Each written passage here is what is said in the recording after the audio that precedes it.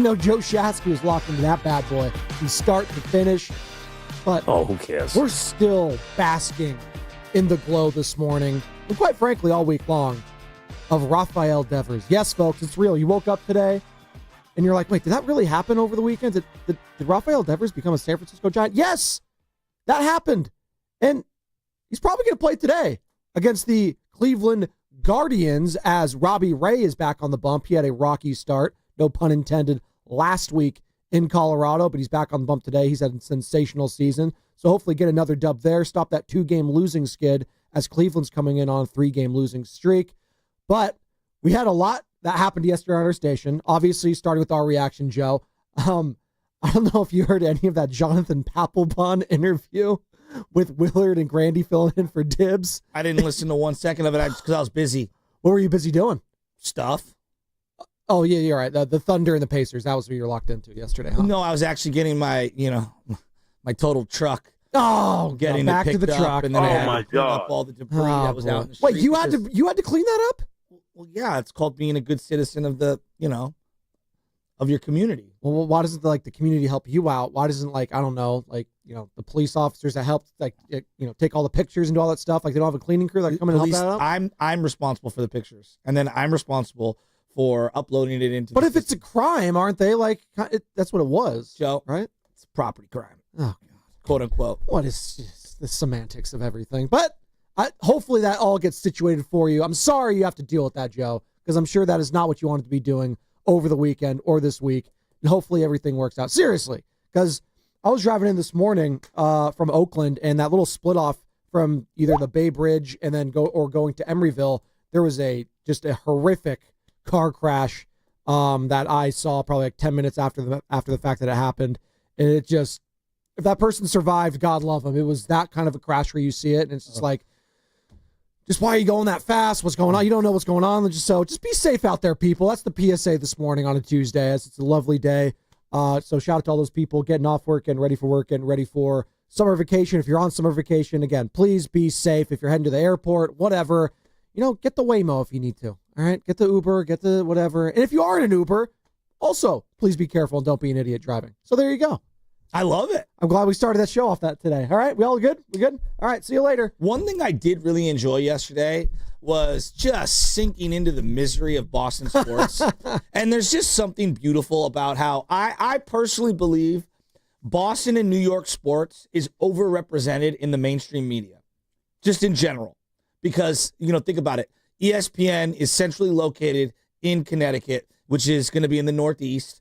You're going to get nothing but a bunch of whiny, crybaby Boston fans, Yankee fans, a little bit of Philly fans that are permeating across all of the major networks, okay?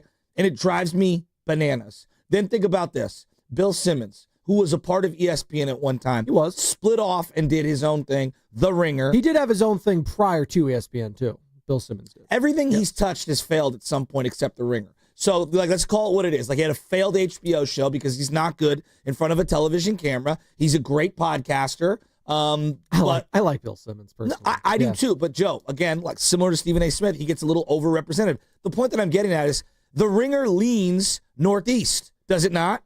Sure. They hire people that are Bostonites. But also, in fairness, the Red Sox have been extremely relevant for most of my life. There are 30 other teams in every sport. That's fine. All I'm saying is we also don't care. We literally just opened the show saying the NBA Finals and we're laughing at it. We don't care about the Thunder or Pacers. We care about, the Celtics, the Red Sox. We just do as a society. You're missing my point. My overall point is that The Ringer is going to be slanted toward Boston coverage, period. Barstool is a company that is rooted in New England. It is a Boston-style company, right? Now, are there guys that represent Chicago from Barstool? Absolutely, right? But the majority of the people out there that are big, giant personalities, Dave Portnoy, Bill Simmons, they all are Boston fans. So you get over-permeated with this New Englander, Boston-y, whiny crybaby act. And the one thing that I absolutely love is that when they run someone out of town, the smear campaign on any individual that gets run out of town is unbelievable. Now, they hate their own team, right now as much as any, but they are dishing on Raphael Devers at every single turn. And I love commiserating in the hot tub of misery that is Boston sports right now. Okay, I hear you on that, and I'm with you. I love watching those fan bases, Boston in particular. Joe, you don't have to tell me twice about rooting against Boston. I feel like I was Paul Westhead or whoever portrayed Paul Westhead in the that Lakers Showtime series on HBO, right? F Boston, right? That was the whole thing. F Boston, F Boston, F Boston. So I feel you on that. But there is a part of me which understands why there is this quote-unquote East Coast bias because, the Yankees are synonymous, and I know you're not talking about the Yankees per se. You mentioned New York, so I'm just talking about the totality of it.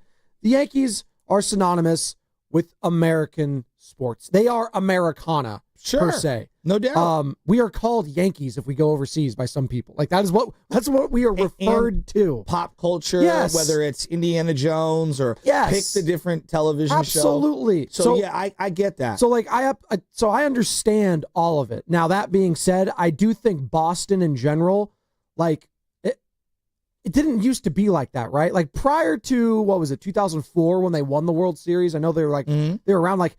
I don't think there was that love affair with Boston when it came to the media, right? But it coincided with ESPN starting to get really popular. Social media a few years later starting to take the forefront. Obviously, first takes are so the Boston landscape, whether it's the Patriots, right, the Celtics and their big three, there's no and doubt. then it was just a perfect storm. And hell, the Boston Bruins, right? Well, social media exploding. That's exactly. It was a perfect storm of everything happening around that. And the coverage was insane. And yes, it got shoved down our throats because of it. And they were incredible stories in their own right. But they have been struggling as of late. No more Tom Brady, Joe. He gone. I love it. Drake May, God love the guy. His number one wide receiver is doing God knows what with Cardi B on a yacht somewhere right now. All right. So that's happening there. And then you got the Celtics.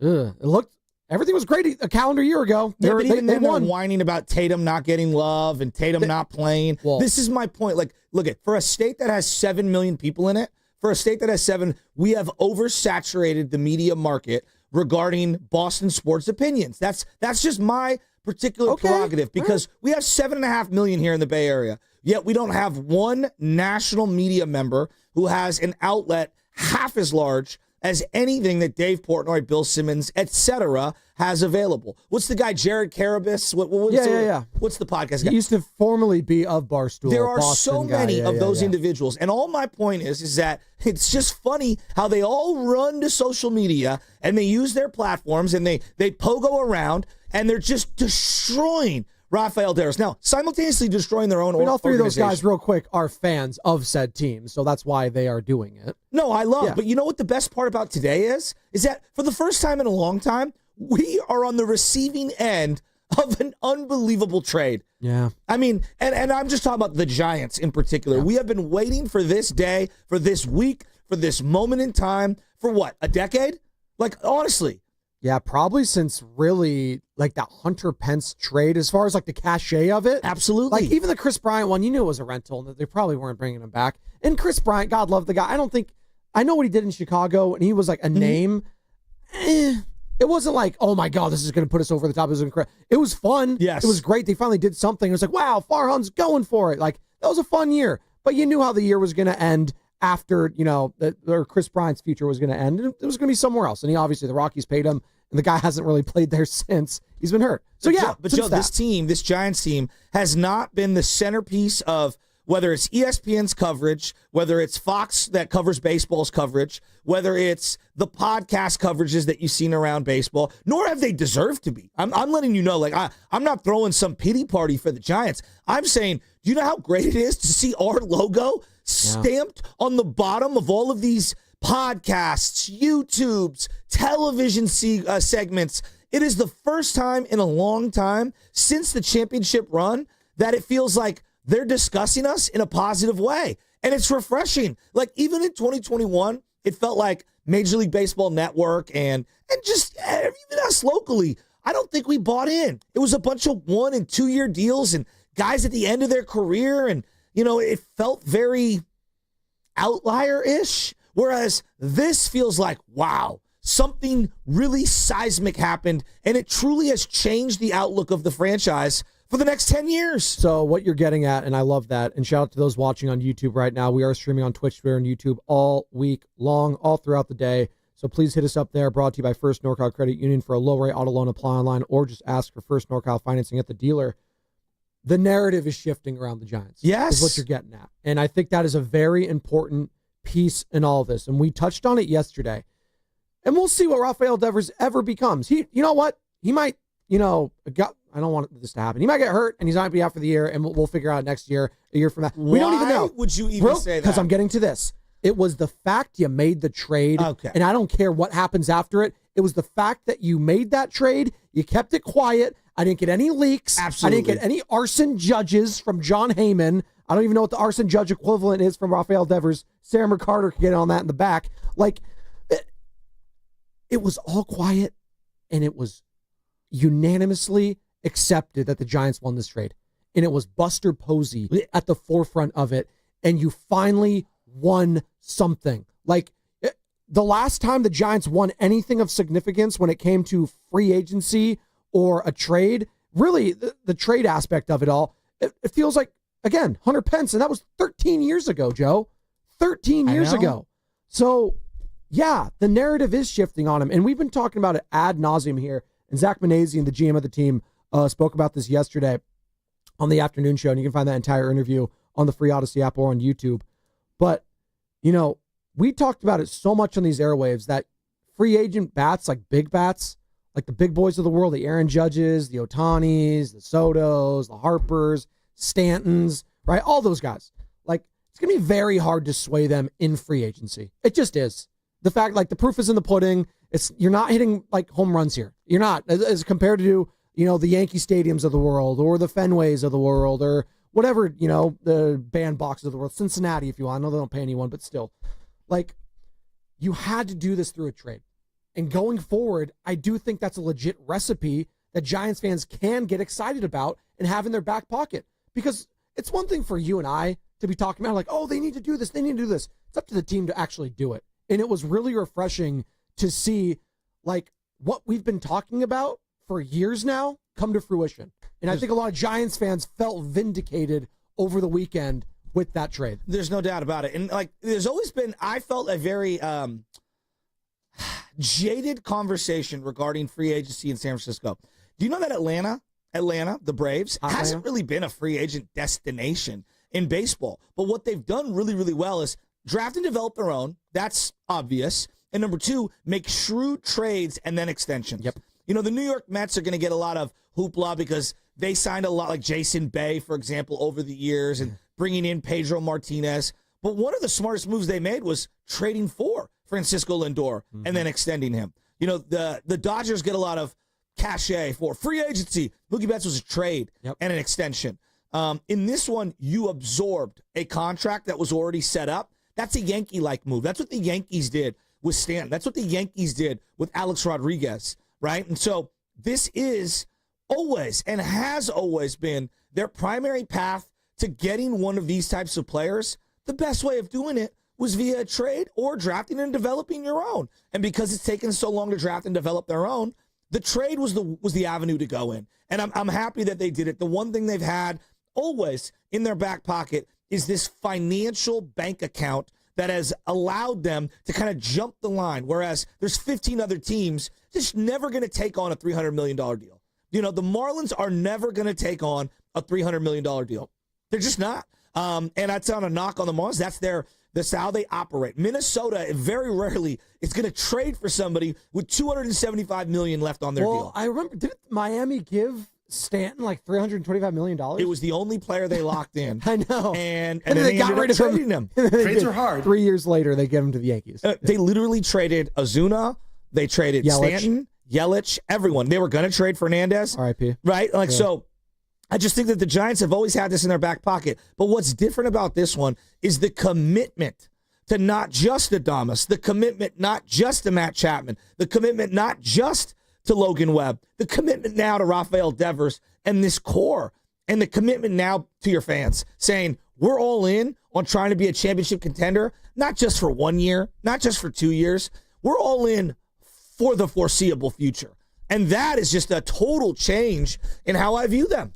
And how has your, narrative around the Giants shifted? I want to hear from the fans about this, because for the longest time, we have just taken calls and calls and calls and texts, and there's just been an indifference. And that's the worst thing you could be, like, as a fan, towards a fan, like fan base, is being indifferent about your team. I hate that, because this is a team that won 3 World Series. And I know it hurt you, hurt Sam, it hurt all the Giants fans. Like people not caring about the team sucks.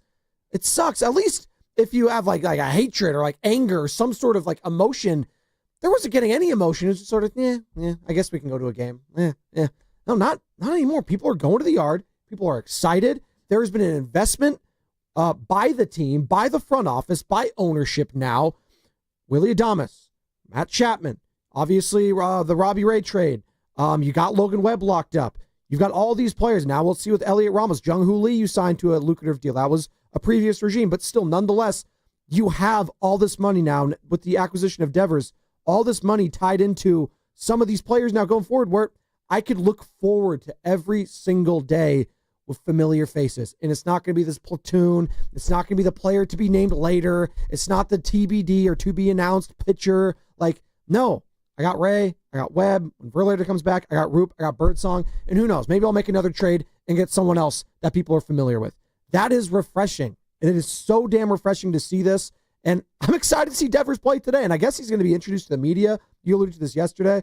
I knew that they're going to. I'm very curious what the questions are going to be to him and how he answers them. And first impressions are very important, Joe. We saw that with Jimmy Butler when he came here. Yeah. I thought Jimmy endeared himself to Dub Nation and to the Bay Area very well by saying something so simple. He's just saying, this is Steph's team. I'm going to just, sit back. I'll pass the ball to Steph and let him work. This is his team. I don't mind that at all. Steph can lead us to the promised land. Perfect. He knows who runs things. He knows who's the leader. That's great. Now, it helps when you get paid and broken off like Jimmy did immediately, so you can say all those nice things, right? But that's part of it, right? So when they're going to ask Devers, hey, Devers, are you going to come in here and try to be the bona fide leader of this team? You were just a leader of the Red Sox, right? And they just shift you off. Do you see yourself as the leader of this team? What do you need to do to become a leader of this team? Just questions like that. So you can't, win the press conference per se, in the very first day and win everything, but you can lose it if you say the wrong things. And that's Jim Tomsula. Exactly. Thank you. That's Jim Kozimore. Maybe we should get Koz on what Devers should and should not say, right? Look, the entire era prior, the Farhan era, was Farhan as the front man and a bunch of faceless, interchangeable Excel spreadsheet players. Yeah. Yeah. No, and it now, was exactly what it you're was. looking at it, and I'm getting a text message from my boy Rocco, whose birthday is today. Happy birthday, Rocco. Happy birthday, Rocco. And he's like, I really want to go to the game tonight to see Devers. And I'm thinking, should I just, we haven't been feeling good in the house. Should I just grab LJ and just go to the game with him? Dude, and just go out there for an hour or two? Let's go. I'm honestly contemplating it. Carter, you're nodding your head? You think you're in? What? I mean, I have class, but otherwise I'd be there. Dude, ditch class, dog. Well, you have class or like a school class? I mean, come on. Like school. You also have class. Maybe. I don't know. Yeah, whatever. I'll ditch it. Let's go. On the other side, there's a journalist that's doing their job, right? And interviewed a specific individual for an article that I read, and it was about Farhan. And I just want to say that I don't even want to think about that person right now. And I know you're doing your job and you're writing an article, and I'm talking about Susan Slusser for the San Francisco Chronicle. There was a recent article with Farhan Zaidi? It's just, what are you doing? And Farhan, why would you agree to even have the guy, I just want to go away? And we'll talk about it on the other side, but I don't want to hear about him. I'm done with him. If he goes away and we never hear from him ever again, so be it. I don't know. I'm kind of curious now. No, there's literally nothing I want to hear from him. I'm kind of curious. I am. Nothing. Nothing? I could care less. Does anyone care what Jim Tomsula is doing? I think he's winning in NFL Europe right now. Don't care. He is the Jim Tomsula to this particular organization. And Trent Baalke, don't care at all. I don't want to hear about him. Farhan's going to be in Europe soon. Farhan in Europe. There we go. We are coming to you live from the Laughing Monk Studios. Laughing Monk, righteously brewed in San Francisco. We got a great guest list for you today. Keith Law, The Athletic, formerly of ESPN, joining us at 7:30. The guy is the all-knowing seer when it comes to prospects, when it comes to pitchers, batters, college, World Series, all of that. And he knows his stuff about Bryce Eldridge, Kyle Harrison, all those Jose Bayo, all the guys that the Giants just got rid of. Are they going to regret getting rid of any of those guys? We'll talk to Keith Law at 7:30. Could we see Bryce Eldridge this season? What does he think on that? Some of the other top prospects of the Giants that they could potentially move off towards the trade deadline if they are really, truly going for it. Obviously, you're going to trade for Raphael Devers. You're signaling you are going for it. You could double down, get some more. Why not? So we'll talk to Keith Law at 7:30. Plus, we moved him up earlier in the week because we need to talk to this guy. Dave Fleming, 8:30. Obviously, brother of Will Fleming, who was a broadcaster for who? The Boston Red Sox. So I wonder if Dave Fleming has some knowledge in regards to the Raphael Devers situation there and his thoughts overall on Buster Posey swinging that trade and getting him in a Giants uniform. So Dave Fleming, 8:30, plus this or that, the fastest growing segment in the history of Sports Talk Radio at 9:20. And that's what's coming up with the game, Joe, brought to you by Cache Creek Casino Resort. Buster Posey said it was go time.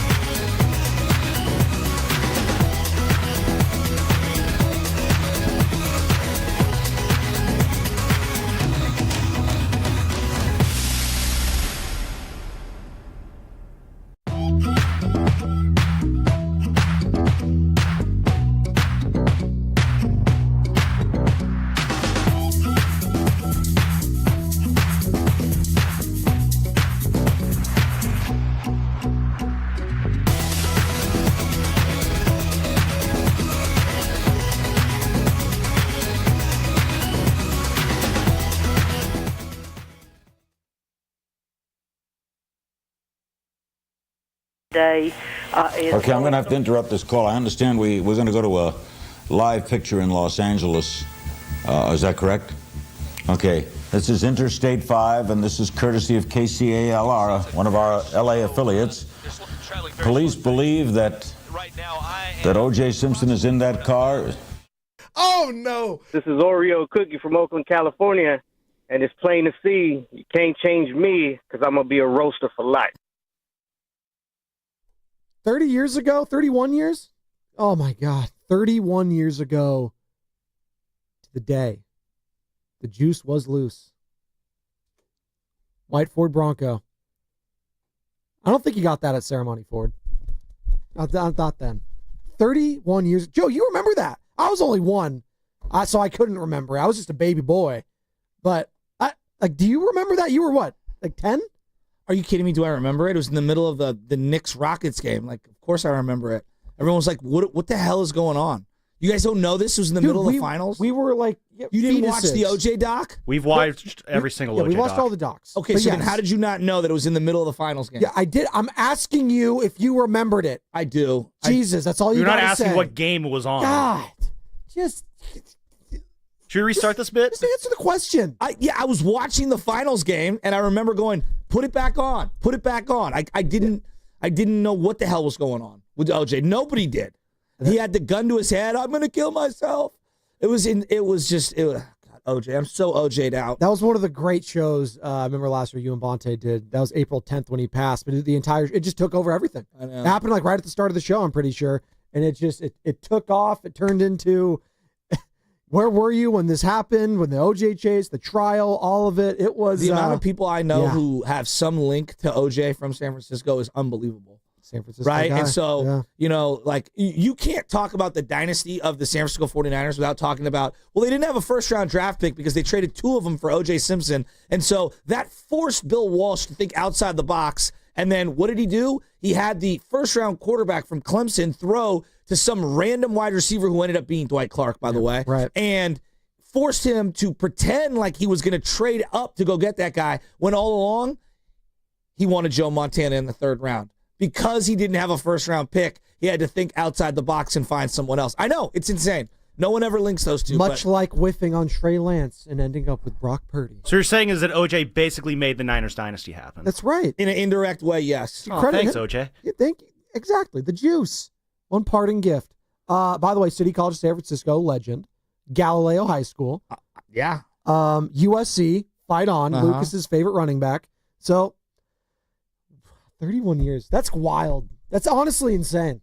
It is. Like, I'm only 32, but my entire life, like, no, seriously though, I feel like as a pop culture like segment, and that like it turned into that, like I've known about the OJ chase through The Simpsons, Family Guy, like South Park's probably done it. Like it's been a part of, again, I use this word again, like Americana for so long now that it's become bigger than itself.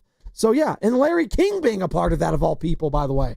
Larry freaking King. Well, Larry King's involved in everything. Well, he was involved in everything. He was like the guy that the interviews before, like Oprah. It was Larry King doing all the interviews, right? So there you go. 31 years ago, 31 years to the day, OJ Simpson, the car chase. So back to Raphael Devers, though, Joe. And speaking of people I don't want to hear about, OJ Simpson's on the list. Okay, I'm OJ Simpson out, and the other one is Farhan Zaidi. Now, look. Susan Slusser has been covering baseball for a very, very long time. And I get you get these relationships and you're going to write certain articles that are going to get clicks. Like, I understand the game. Like, I'm not mad. But the reality is like, as a Giants fan, I don't care what Farhan Zaidi says. I don't want to hear from him. I don't care where he's working. I don't want him anywhere near my team.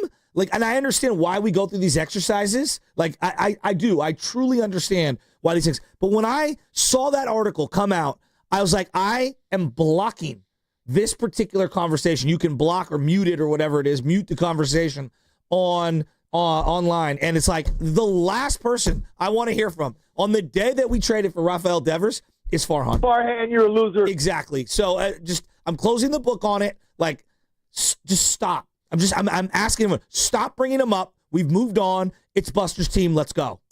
So this is the quote from that Susan Slusser article, San Francisco Chronicle. Obviously, she covers the team. This is Farhan Zaidi saying, quote, "It is strange in regards to the Giants-Dodgers series. If I had my choice, I would just disappear or go to like a Caribbean island for 3 days and then come back once it's over. It's strange. It's uncomfortable because, as I said, I do not want to see I do want to see the Giants do well.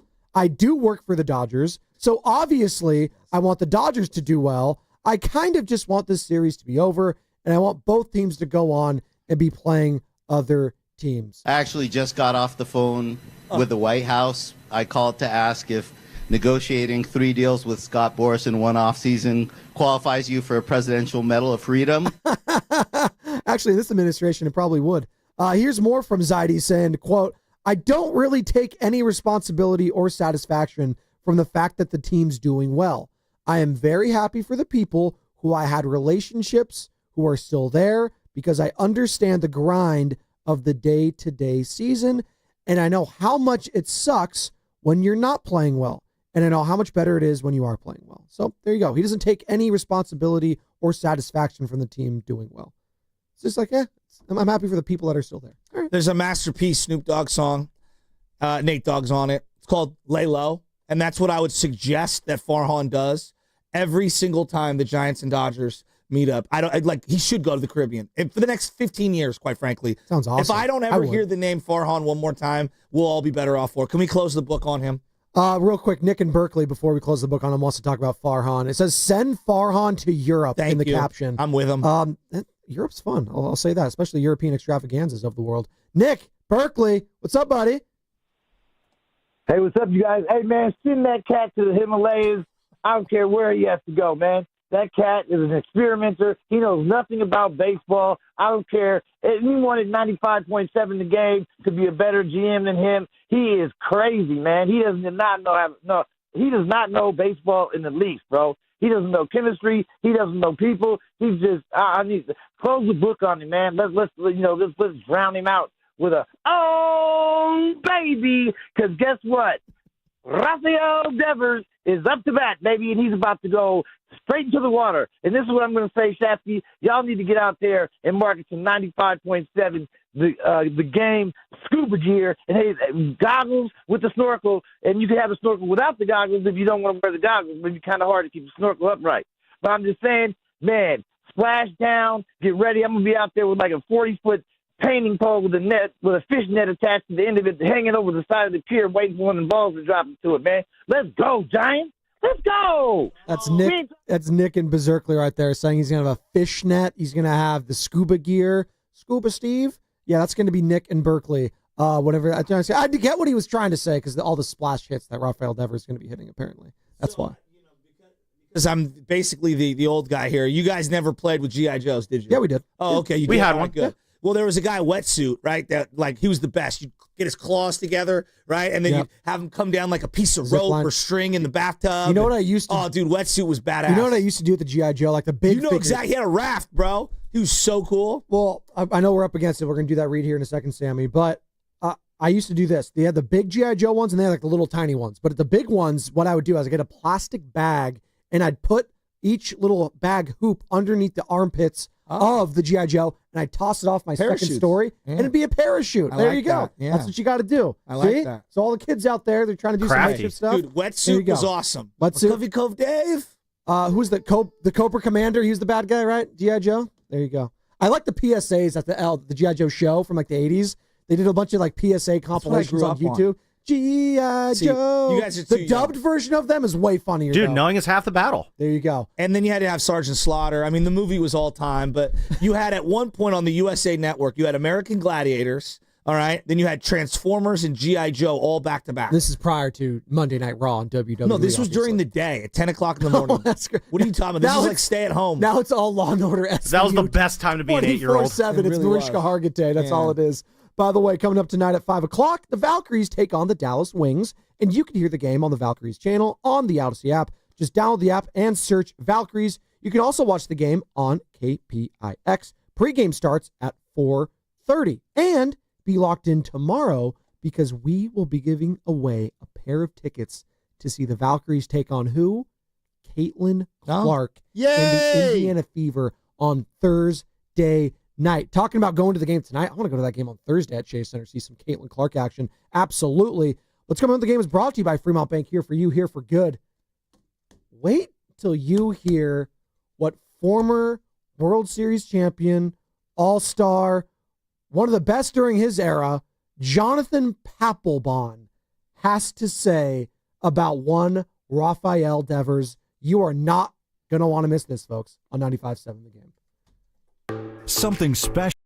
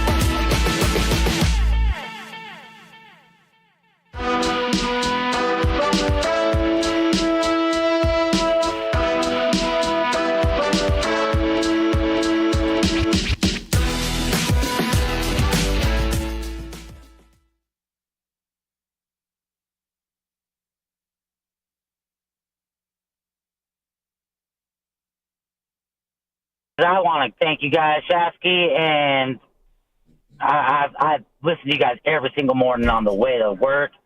You guys make my morning drive way better. Thanks, man. Appreciate you. Brought to you by Golden State, serving the Bay Area for 3 generations. When we succeed, check that. When you succeed, we succeed. But we all succeed, so it's fine. Visit GoldenStateLumber.com. Keith Law, Joseph Shasky, coming up at 7:30. And who's Keith Law? Well, he's been doing this for a long time. When it comes to prospects in baseball, there is no one more locked in. And why do we talk about prospects? Well, a couple of reasons why. Bryce Eldridge, I want to know if we're going to see this guy at some point this year, if he's ready to truly make that leap. That's very interesting to me. Could he potentially be traded? Would Keith Law dangle him out there if the Giants are going to double down? Oh, we got Devers? Well, let's get someone else too, right? Carson Whisenhunt, another guy. And also his feelings on Kyle Harrison, because he was very high on one Kyle Harrison once upon a time. I wonder if he's still high on him. Obviously getting traded to the Red Sox now. Our guy Tibbs, who was drafted last year in the first round of the draft, are the Giants going to end up missing him? So all of that going to be with Keith Law of The Athletic at 7:30, formerly of ESPN. Guy knows his stuff top to bottom when it comes to the prospects, and the draft obviously approaching as well. And then Dave Fleming at 8:30. Voice the Giants, our Giants insider. I'm sure he is fired up to call Rafi Devers home runs. Joe, I'm fired up. I'm so excited. You going to the yard tonight? You're going, right? Yeah, Come on, get up. You're going. You're going. Rocco, you're going to have to drive us. I'm going to have to get the baby seat and put it in your car. You're not going Waymo? I mean, can you take a car seat and put it in Waymo, by the way? Will they allow that? No? Have you tried, Carter? You're shaking your head like you've tried this. I know when we did a rental, we went to Hawaii. My wife brought the car seat with us. Smart. So we ended up paying for it. It was like $5 cheaper, per day if we just flew the thing out and used it ourselves. I was like, Michelle, we should just use the one that the rental car had for whatever, $25 a day. Well, it's just less that you have to lug around and stuff like that. Yeah, that was my argument. Well, you make too much sense, Joe. Sometimes that doesn't go over well with the significant others. Just speaking from experience, just letting you know. So Shasta's going to be at the yard. Go say hi to him. Say hi to baby LJ. Cheer me up. I'm still bummed that my truck got totaled. Dude, you know what's going to cheer you up? You're going to go to the yard today, and Rafi Devers is going to hit his first at bat, first pitch. He's going to go yard. It's going to be a water ball, too. I want us to give him You're going to toss standing LJ. ovation. LJ, learn how to swim. Go get the ball. There you go. I want the Giants fans to give him a standing ovation where literally the umpire has to call timeout to allow the fans to be able to get their applause in. I'm dead serious. I want helmet off, wave to the crowd tonight. Do you think it's going to be... I'm trying to think of the loudest ovations. We brought up Kyle Harrison. Kyle Harrison got a spectacular ovation a couple years in AAA when he arrived yesterday. Relax, Pawtucket. Jesus.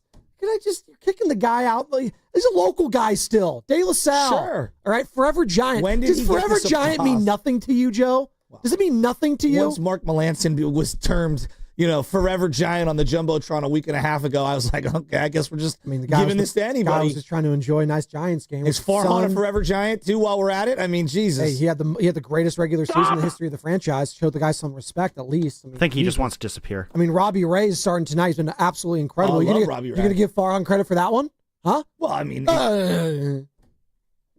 Jung-Hoo Lee, has he been pretty good this year? He's been good. Yeah. Elliot Ramos, look, 7 years he got a couple of guys. Wow.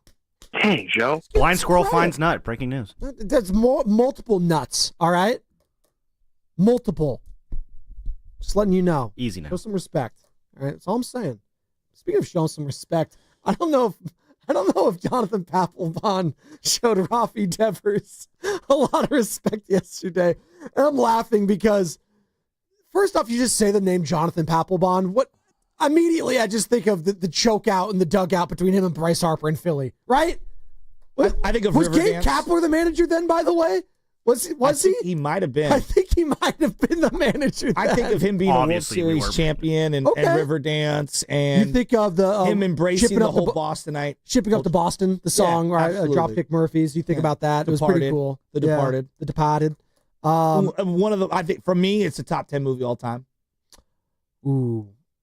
That's a good one. Definitely top 10 mob movie ever for sure. Maybe top 5. Rewatchable. It's so great. It's a remake of, I believe, a Japanese film, but they obviously Americanized it and Scorsese did his own spin-off of it. The cast is just so amazing in there. But to your point, Papelbon, from 05 to 2011 with the Red Sox, he was as good as anyone when it came to closing. He has 368 saves. Guy was legit. Wow. 368 saves, World Series champion, 6-time All-Star, right? Like, he's a Red Sox Hall of Fame, which that, like, I was talking about old school Red, like franchises. Red Sox Hall of Fame is, like, that's legit. Pretty impressive. That's pretty impressive. So the guy knows his stuff in that regard. Now, he's always been, as I've mentioned, a character, very fiery, very amped up, in your face, kind of a jerk, labeled as that throughout his career. But he was on yesterday with Mark Willard and Mark Grandy filling in for Dan Dibley. And he had a lot of interesting things to say, Joe. And we're going to go through this and just react, because I do think now that we've come off the euphoria and the high just a little bit from Raphael Devers. And a lot of that was just the celebration of the move itself yesterday. Now that I've had some time to step back, take a deep breath, we were on the call last night and I said something like, when something seems too good to be true in any walk of life, usually it is. Now, that doesn't mean that it can't be great for the Giants in this regard when you only give up Kyle Harrison, Jordan Hicks, and a couple of prospects you may never see at the big league level. But that being said, when I got guys like Papelbon, I got a lot of different people I'm seeing on the internet talking about Devers, whether it was the weight, whether it was the attitude, whether it was the leadership, lack thereof. I started to think about it. I was like, all right, well, is there a chance that this could be a little bit combustible here? Well, let's start first and foremost with Papelbon yesterday on our airwaves, talking about the leadership of Devers, or, as he puts it, lack thereof. No, I don't think the Red Sox care anymore. I think the biggest concern was getting rid of him, getting rid of someone who, when we ask him to do something, rebukes everything that they ask him to do. I can honestly tell you that as long as he's been here, he hasn't been a part of any team functions, and there's the team and then Raphael Devers. And you cannot win, I don't care in what league, when you don't have all 25 players all pulling in the same direction. It only takes one guy to be pulling in a different direction for a team to go down. It was the team and then Raphael Devers as Jonathan Papelbon, who's still very tight with the organization, tight with ownership. Obviously, he's going to have a Boston angle in all of this. He's a Red Sox Hall of Famer. We understand that. He does have a bias, and he'd tell you that too. But did that, when you hear that, team and then Rafi Devers, what is going through your mind when you hear a guy like that, a Red Sox legend, saying that? What goes through my mind is, of all fan bases in the history of sports, who's accustomed to kind of a selfish jerk who performs on the field, I think it would be the San Francisco Giants fans who supported Barry Bonds for 2 decades. Would it not? I mean, would it not? Yeah. We looked the other way for 2 decades. So I understand why every single Boston fan thinks that he is not a team player and this, that, and the other. Look, Bonds was winning MVPs, though. Like, there's talent versus tolerance in all this scenario. Like, Barry Bonds might be the greatest player in the history of the sport. Also might be the biggest jerk in baseball history. Doesn't matter. If you're the biggest jerk, but you're also the best player, but that's, again, talent versus tolerance here. Again, you're asking me, and I'm telling you that Giants fans don't care. They just don't. We've had a lot of really nice, good guys, clubhouse guys. Like, we need a bat, dude. We need an impact bat. And if the guy was a jerk in Boston, we're willing to give him a fresh start over here. When people go through some sort of a breakup or whatever, you change jobs, like, you do learn from your experiences. You do. And I think that when you show up to the new place, you show up, whether it's a relationship, whether it's a job, whatever it is, and you're going to be on your best behavior to start with. This is the same working theory that I had regarding Jimmy Butler. Right. He's going to show up here and he's going to be like, yeah, this is a totally fresh new start. Here's what we don't know, Joe. You know what we don't know? We don't know exactly what happened between Craig Breslow, the owner, John Henry, and Raphael Devers over the last 4 years. Forget once they asked him to play a specific position and the Bregman situation. We don't know what preceded that. And him not wanting to be the face of the Red Sox, I mean, that sounds like a lot of different guys that I've heard in baseball. There's a guy by the name of Mike Trout who never gets crushed, who has specifically been said by every single beat writer, well, he doesn't want to be the face of baseball. He doesn't want to be the face of the Angels. Well, and yet that's never been a negative for him. I think he's also said he doesn't care about it. I think there's a difference between he doesn't want to and doesn't care about it. Like, that's something that's bestowed upon a person, and he doesn't really go. He's not a flashy guy. He hangs out with his family. You can see him at Eagles games. He's a Philly fan, but like, that's never been who Mike Trout was, and that's okay. You know, right. one thing I think we really underrate, and I watched it in that Boston Red Sox doc, and they were alluding to it. So they have this kid, this pitcher, not Bayo, the guy that the Giants traded, another kid, Bayo, who people call like Scott Bayo. They call him Baby Pedro Martinez. That's what Red Sox fans call him. And this is an element of baseball that I think we completely underrate. He has a visa, and he's working here in Boston. You know who wasn't living here for a big chunk of the year? His wife and his 2 kids, all right? And so this is a guy who is from another culture and another country who's working here at the big league level, and it's just sad that he hasn't seen his kids for months on end. And you know what he does on his off days? He FaceTimes his family from his hotel room, lonely, you know? And so I don't know if that's the exact dynamic that Raphael Devers is working with, but one thing is for sure. What we think on the outside is not the reality on the inside, and every single individual that you work with is carrying some baggage in their personal life that you could never understand. So not every one of us is going to do, on this station, for example, is going to be available and able to do a TikTok live video with the boss on a Saturday night, right? Why aren't you being the face of 95.7 The Game? Well, I've got some family obligations that are preceding whatever my work obligations are currently, right? And so I can't speak for what Raphael Devers signed up for, didn't sign up for, wanted to do, didn't want to do. I know this. At 7:10, when it's pitch time and the game's about to start, this dude's an absolute baller, all right? And whatever happened between Boston and Devers and Breslow and Devers and all that, it's a fresh start for me, and I understand where Papelbon's coming from. But quite frankly, it's impossible for us to understand the entire dynamic.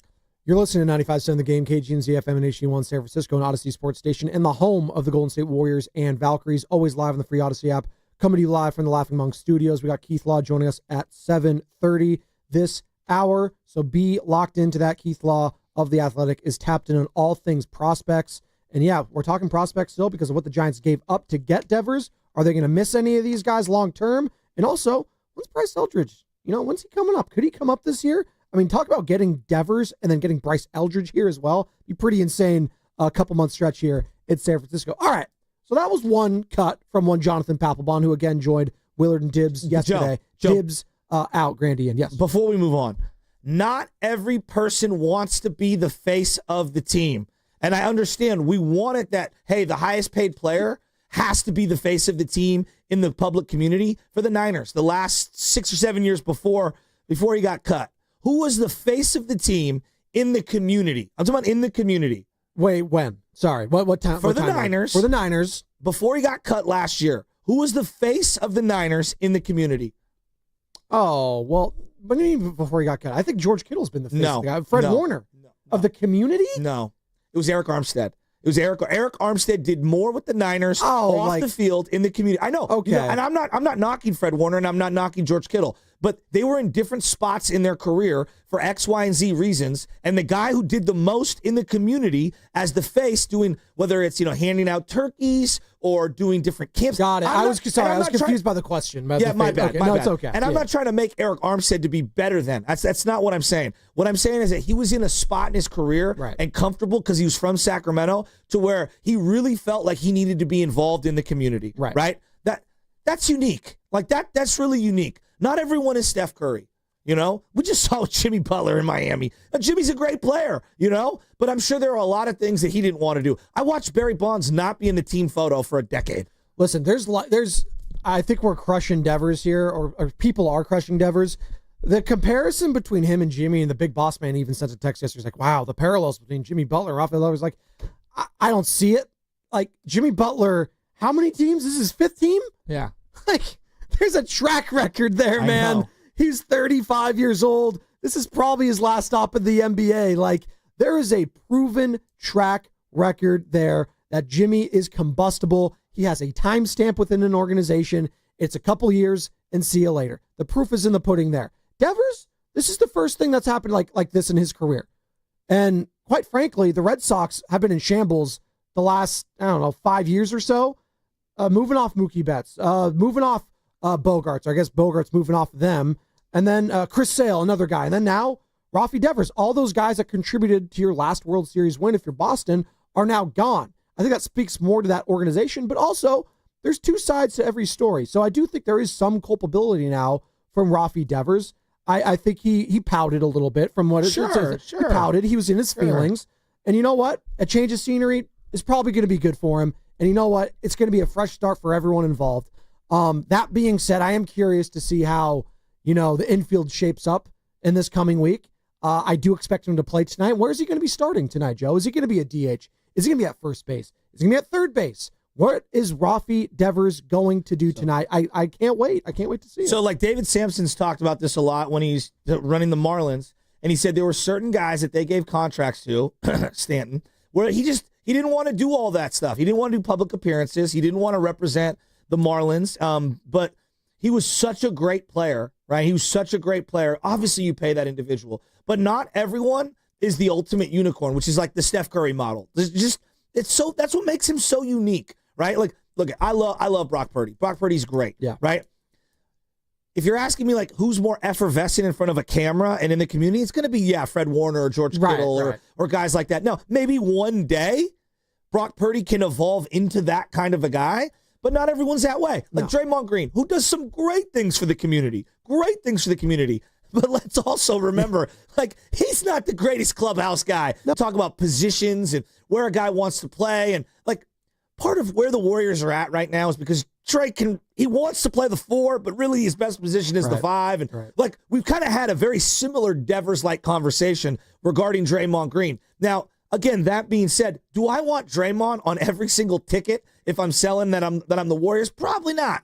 I want to mix in some other people in there. I guess what it comes down to is your trust in the established leadership on the team already. I think a lot of people were, skeptical on Jimmy Butler joining the Warriors, not because of Steph. It was because of what? The suspendables, as we dubbed them. Yes. Draymond Green and Jimmy Butler. But I think we figured out pretty freaking quickly, like, those guys can work together because they both care and are both high IQ guys when it comes to basketball and play at both ends of the floor. Yep. They respect each other's game. And that's where it starts first and foremost, the respect factor, right? And the fact that Willie Adames and Rafael Devers are countrymen, teammates in the past on the Dominican national team, like, they are friends. They are tight. Willie even talked about, hell, do I have that guy here? And Willie, I want to play it here for a second. Yeah, and continue. Willie is a charming, good person to have in front of a camera. Smile. The big smile. He's very enigmatic. I think between Chapman and Adames, you've got two guys that are clearly able to take a lot of that face of the franchise stuff on. That doesn't mean they're the best player on the team. Like, I didn't think Eric Armstead was the best player on the team for the Niners, but in the community, he represented more. Willie Adames here. This was from ESPN Sunday Night Baseball the other day, but this is, again, him reacting to Devers now being a member of the San Francisco Giants. Oh, can you draw my board, Carter, please, when you get the chance? Or my thing just froze, I think. It's all right. If you could play it in a second, that'd be great, but my sound just Everybody's froze, so excited, man. Oh, no, one more time. Everybody's so excited, man. I mean, me personally, I'm like thrilled, man, to have him on the team. Obviously, he's one of the best hitter in the game, and to have him in the team, I think it's going to help us, to do a lot of damage in this division. And obviously, we need a bat like him in this lineup. So now when we get Chappie back in the lineup, it's going to be exciting. So that's the leader that he is coming into this team. Like, I look at him, Chapman, as he referenced, like, those two guys, when it comes to the everyday players, those are leaders. Now you got your pitching leaders. It's kind of like a different, and you know this, you're a coach in baseball. It's almost like offense and defense, if you will, right? You got your bullpen guys, their own little sect. They're kind of crazy. They're chilling. And then you got your starting pitchers, right? And then you got your everyday dudes, right? And some of the platooners and all of that. And they're all hanging out. So you've got that infrastructure in place, I think, for Devers to come in here. And he doesn't have to be the quote-unquote leader. You don't need him to be that. Hell, I don't even think you need him to be the face of the franchise, quite frankly. I know a lot of people are already waiting to bestow that on him. Is he already the face of the franchise? You know what I came away with over the weekend? face of the franchise isn't even playing on the Giants right now. It's Buster Posey. It might be. He's the face right now of that franchise. You know what? That's not the worst thing. That's okay. It doesn't need to be a player sometimes. Sometimes it's a legend. Like Jerry West was that dude for a while as a player and then as a GM. Now, when you're with the Lakers, it's always star-driven, and they gravitate towards the players, the Magic Johnsons, the Kobes, that, or the other, right? But there are times when, it's a president of baseball operations. Hell, we just had one with the A's forever. Billy Beane was the face of that franchise for 2 decades, right? John Madden with the Raiders in the 70s. He was the face. I know you had the Snake there, Kenny Stabler. You had some other players, Blitnikoff, right? Art Shell. That was John Madden. Guy's larger than life. Hell, Kyle Shanahan for a minute. He's synonymous with the 49ers. Bill Walsh, right? So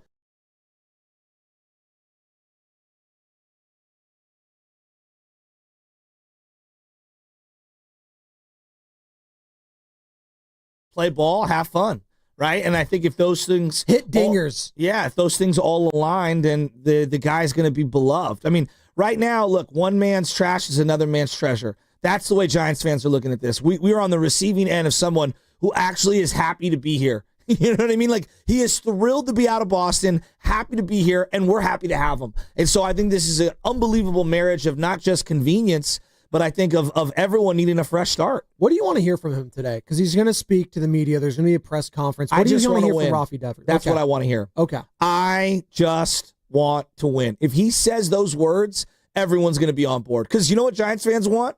They want to win too. Like, that's all they want. They want to win. And I think if we get a motivated, ready to go, kind of ticked off, like, I'm okay if he's ticked off. I'm okay with that. Like, I get it. Dude, you got ran out of town, and they are rubbing dirt on your name all across the country right now. Like, right now, think about it. If he's waking up, you think he's unaware that all of Boston is taking a dump on his reputation? Yeah. David Ortiz, a guy that I'm sure that he knows better than any of us would even, consider knowing, is talking about how he never reached back out to him. Boston media is crushing him. Craig Breslow's talking on and on. Maybe there were some things that he could have done better. Jonathan Papelbon's coming on airwaves, right? Chapping all over. These guys are aware. Like, he's aware of what's going on right now. And I think the last thing that he's going to do is show up here and be a malcontent. And I think that we're going to embrace him, and we're going to be ready to go.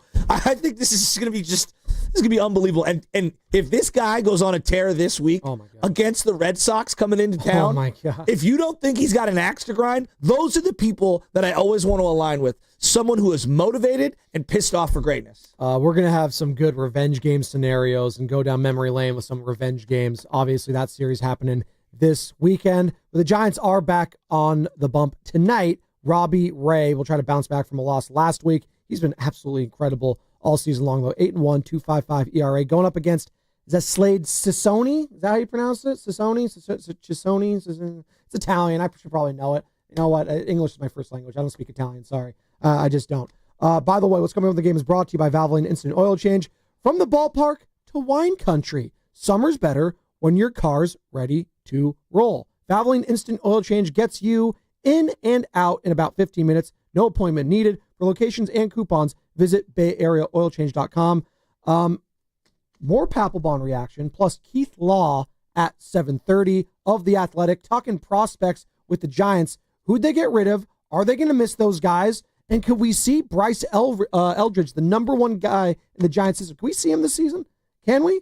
Be fun to see on 95.7 The Game. She's the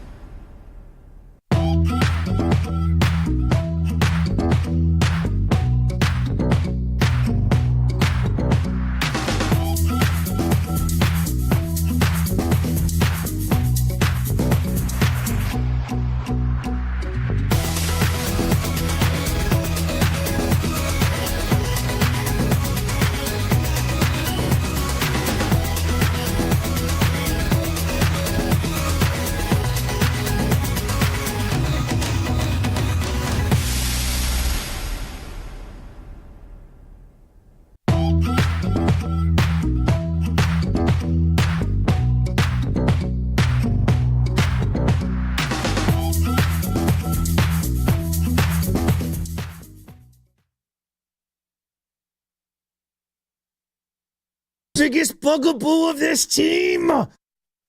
Hey, this is Jonathan from San Francisco. You're listening to The Morning Roast with Joe Spidoni and Joe Shasky. What's up, Jonathan? What's up, all you lovely people just getting off work? It's a beautiful day here. As I go, Mr. Rogers, it's a beautiful day in the neighborhood. Could you be my neighbor? There you go. Have you done Daniel Tiger yet for a little LJ, a little PBS Kids action? No, we just got into Baby Shark. I'm so sorry to hear that. Oh, I'm my so God. sorry for your ears. Oh, no. My brother's kid, absolute worst. It's like he gets high off of it, like Baby Shark. And I was like, what the hell is Baby Shark? It's the worst. Baby Shark, Shark. Mommy Shark, Daddy Shark, Grandpa Joey Shark. Yeah, I hate all the sharks. And I go, it's just a song? That's all it is? It's a 2-minute song? The only shark I acknowledge is Jaws. Baby Shark, Shark, Shark, Shark, Shark. Mama Shark, Shark, Shark, Shark, Shark. We go hun, or whatever it is. We'll ask Keith Law about that in 12 minutes if he's a big Baby Shark fan. MLB Insider for The Athletic, knows all things prospects. As we're talking Giants trading Devers, move off of Harrison, who I'm looking at it right now from an article a year ago. Keith Law, and this is San Francisco Giants 2024 top 20 prospects. Kyle Harrison leads the way. This is from February 20th of last year. Number 11 in his overall prospect rankings. This is the entire Major League Baseball. That's where he had Kyle Harrison. It's pretty big. It's a pretty big spot right there. Number 11 overall, the top 100. And he had Harrison as obviously the Giants' top prospect heading into last season. He said, this is the last little line he has in his article about Kyle Harrison. He said, regardless of how he puts together, he looks like a number 2 starter and has that ace upside if the command takes a leap or he can tighten up the slurve. Don't think that command took a leap, and I don't know if he tightened up that slurve, Joe, to be that number 2 guy. Clearly he didn't, and clearly the Red Sox don't view him that way, as he got optioned immediately to their AAA affiliate over in the Northeast. So Kyle Harrison's moving on, and obviously Jordan Hicks being a part of that, the only other kind of everyday guy there in that situation. But do they miss out on their rookie draft pick from last year? Will they end up regretting that? We'll talk to Keith Law about that in about 10 minutes. And also Bryce Eldridge. What does he see from Bryce this season in AAA? He made the jump. And could he be a Giant this season, as soon as this season, quite frankly? But we've been talking about Devers, and, you know, is there any way this kind of blows up in their face? I'm trying to get it from all angles here, because I started off saying, Joe, it's like, it feels like it's too good to be true. Like, it feels like he didn't give up anything. And we'll ask Keith Law about that if he thinks that the Giants gave up a lot for this, because it feels unanimous. Like, this is a perfect trade for them. Perfect. Can it be? Like, what has to happen for this not to be a perfect trade for the Giants? Well, Devers is not good. Is that it? Yeah, Okay. Yeah, that's number one. If Devers is good, then they should be in a good spot, right?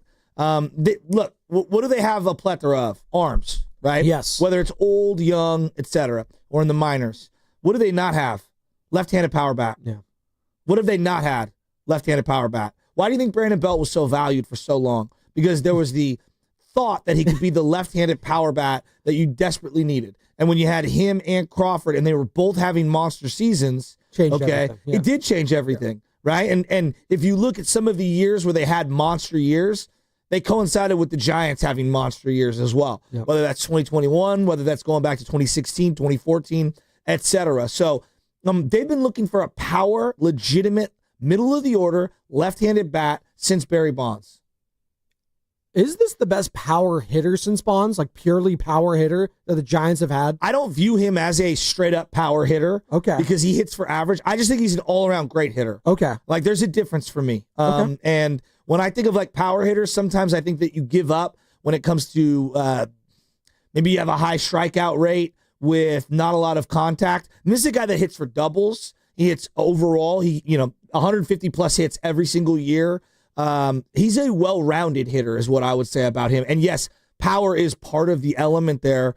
I'm interested to see how he adjusts to the park, though. You know, hitting in the East Coast when it's humid in July and August and September, it's going to be very different from hitting tonight.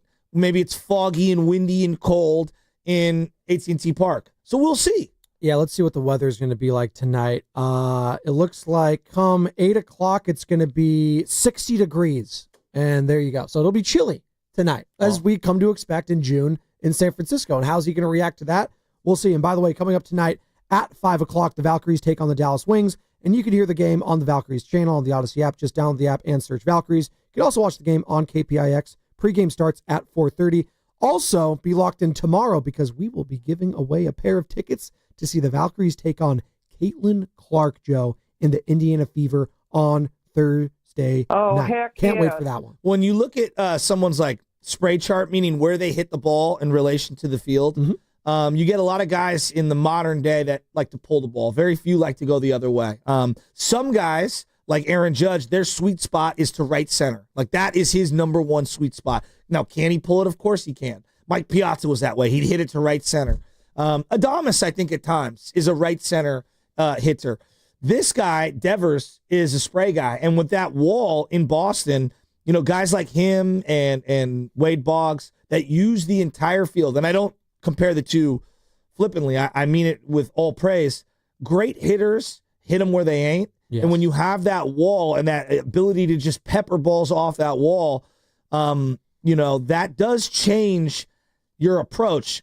I'm kind of looking at Raphael Devers and the splits and things like that. I mean, this is a guy that has had success in a lot of different places, not just in Boston. But again, our ballpark is very unique. Well, you say that, and I wonder how patient Giants fans are going to be if he does struggle early on here. I mean, we saw it with Willie Adames, and it was and it has been a massive struggle for him. He's been heating up a little bit within the last week. Hopefully that continues tonight against the Guardians. But, like, what is the window here for Devers? Like, I don't think he, like, the first month, obviously, I think you're going to be going through the motions. And the fact that he does have such, like, a high batting average right now, I do think a lot of people are like, all right, well, you know, it should translate no matter what. Even if he's not hitting for power, quote unquote, he's going to be getting hits, hopefully. What if he doesn't? Let's say he does struggle, Joe, in these first couple months. Like, can they afford that? Like, I feel like they kind of need this guy to be that, like, bat immediately. They can't expect, because Chapman's out for the next month. Like, I know what Ramos is doing. That's been great. Jung Hoo Lee's been better. Wilmer Flores, are we going to expect him to keep doing what he's doing? Like, I feel like they need Devers to be that dude early on here. Like, immediately, starting tonight. I mean, if you just look at the last couple of years for Devers, right? He's hit about 40 to 50 points higher at home than he has on the road. You know, that matters. That matters. 2023, he was almost even, but again, hitting higher at home than the road. But over 2022, 2024, now 2025. I mean, you're looking at a 50-point swing. And so I don't know. You learn about a player when you watch him every single day. He's a better hitter than Adames. So I think trying to use Adames as the algorithm for what Devers is going to do is probably a fool's errand. We have to let it play out. That being said, you know, some guys just hit better in certain parks, and the backdrop, they see the ball better. You're a golfer. You know, when you stand on the tee box, there are certain fairways that just kind of meet your eye. And there are other ones, no matter what your playing partners think, you get on that tee box and you're just like, it doesn't fit my eye. I get uncomfortable. I can't see it. Exactly. Right? They teach you to, right? You see all like the movies where they go into the mind of the golfer and everything, all the trees fade away. And it's just this perfect fairway right down the middle. I was like, yeah, that's great. But you can't take away those huge redwoods on the side there and those draping leaves that are intimidating, right? Yes. Now, just looking at his overall numbers, and again, I'm glancing at him, there are years where he hit for way more power on the road than he did at home in Boston. You know, Boston plays like 5 different parks throughout the year, kind of like AT&T. AT&T on a day game, when it's warm, plays completely different than a Tuesday night game in the fog. Ball's jumping. Right? Yep. So Boston similarly, you know, depending on the time of the year, you know, when the game is played, what's the humidity level. I mean, they could play in 39-degree weather in October and in April, and they could play in, you know, 100-degree weather where the ball is flying out. Right. I'm so excited to get a glimpse of this guy every single day. So you asked me about, like, production. Well, what position is he playing? If he's producing at DH, Wilmer's put up great numbers this year. Now, he's a better overall player than Wilmer, but Wilmer's had a hell of a year. If we're comparing him at first base, I mean, Dom Smith batting a little over 200 has been like, wow, look how great the production is at first base. It's been unbelievable. Why? Because you're juxtaposing that with Lamont Wade's production, which was literally the 31st best first baseman in baseball. It just sounds laughable, by the way. All due respect to Dom Smith, like just comparing the Dom Smiths of the world, the Lamont Wades to the world, to Raphael Devers, who's a World Series champion, 3-time All-Star. So that's my point. That's the upgrade you're getting. As bad as this man might struggle, he's going to be better than whoever played there already. In his last 15 games, here's some of his splits, by the way. He's batting just .214. He has 12 hits. If you just go last 7 games, smaller sample size, but hey, the last week or so, he's just batting .160 with 4 hits. Got a couple of home runs. He did have a home run in his last game against the Yankees back on June 15th. Joe. And you're talking about his position, Joe, real quick. I do want to play Zach Manassian, the GM of the Giants, because he did have a cut about that, because a lot of people are wondering, like you are, Joe,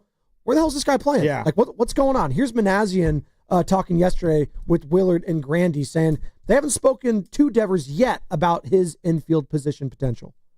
We're going to end up talking to him when he's in town, so we haven't had that conversation with him yet. But we'll have it, and look, by all accounts, and even in Buster's conversations with Craig, he's a winner. He wants to help us win. There's been some things since the trade that have gotten back to us, really positive about how he feels about coming here. So we'll have that conversation with him and go from there.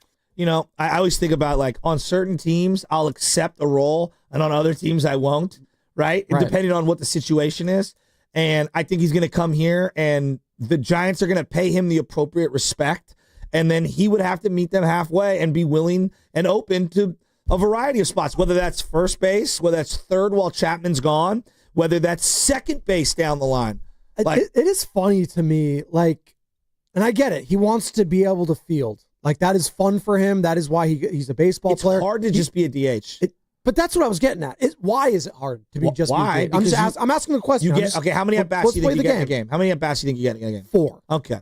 All right. So if you're chewing on 4 at-bats and the best players in the world of all time, okay, the highest batting average ever is Ty Cobb's, I believe, in like 366. Ridiculous. Okay. Yes. 366. That means he's out 66% of the time. All right. Mm-hmm. So you're sitting there on the bench with your failure, not contributing in any other way other than getting on base or not.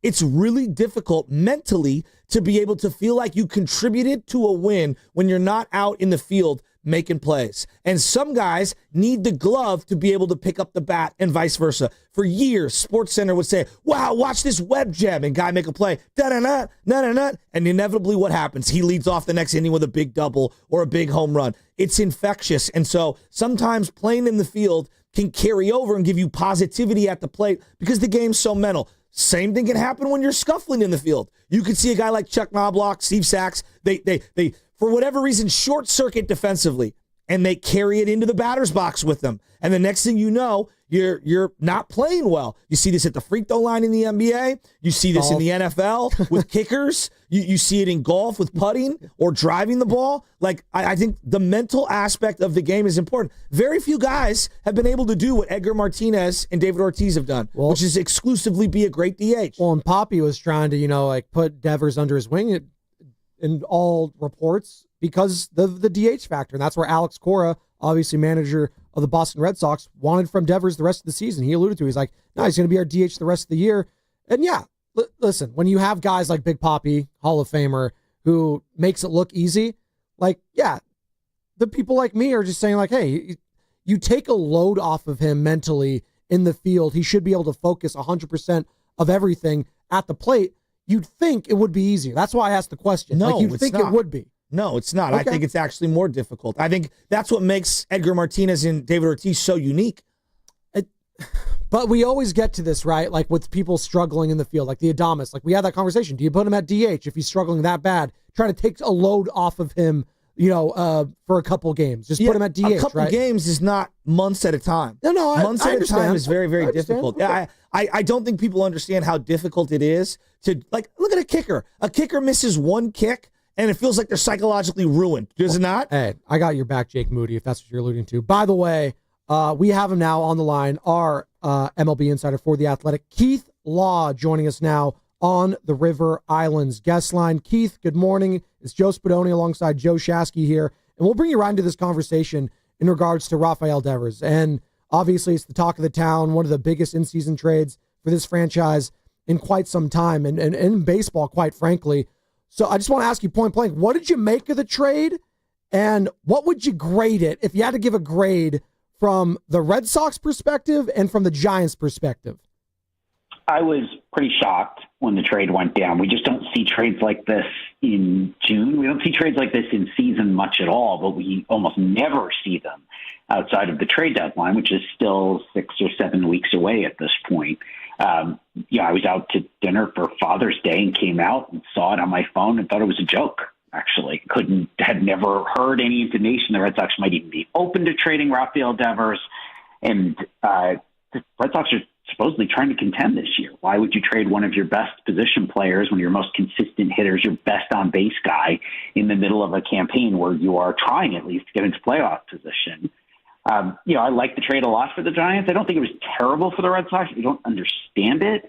I thought their return was a little light, not awful. This wasn't just a dump trade for them. But again, if you're trying to contend, you don't trade a Raphael Devers. You go out and acquire one. Where does he slot right now into the San Francisco Giants lineup? Whether that be defensively, offensively, within the fabric of is he a 3-4-5 hitter?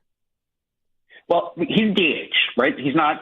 I mean, I understand Matt Chapman is out right now, but Devers hasn't played the field all year. He has never played first base in his life. I've seen this online. Well, the Giants need a first baseman. They do need a first baseman, but they didn't get one. He has never played an inning at first base anywhere in his professional career. He needs to DH. He's not a very good third baseman. If he were to just play there a little bit until Chapman returns, it's not the end of the world, but he's not a solution anywhere in the field. He is a high on-base guy with power.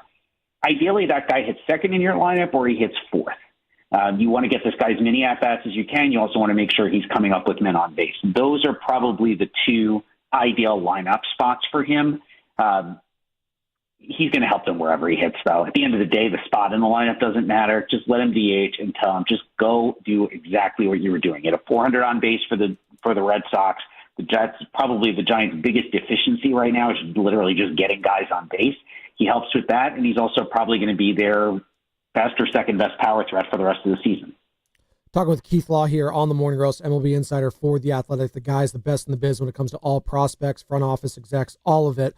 Keith, real quick, just rewinding here, what did you make of the Giants when they pivoted off of Farhan Zaidi and they made the move to get Buster Posey in that front office and make him president of baseball operations? Were you a fan of that then?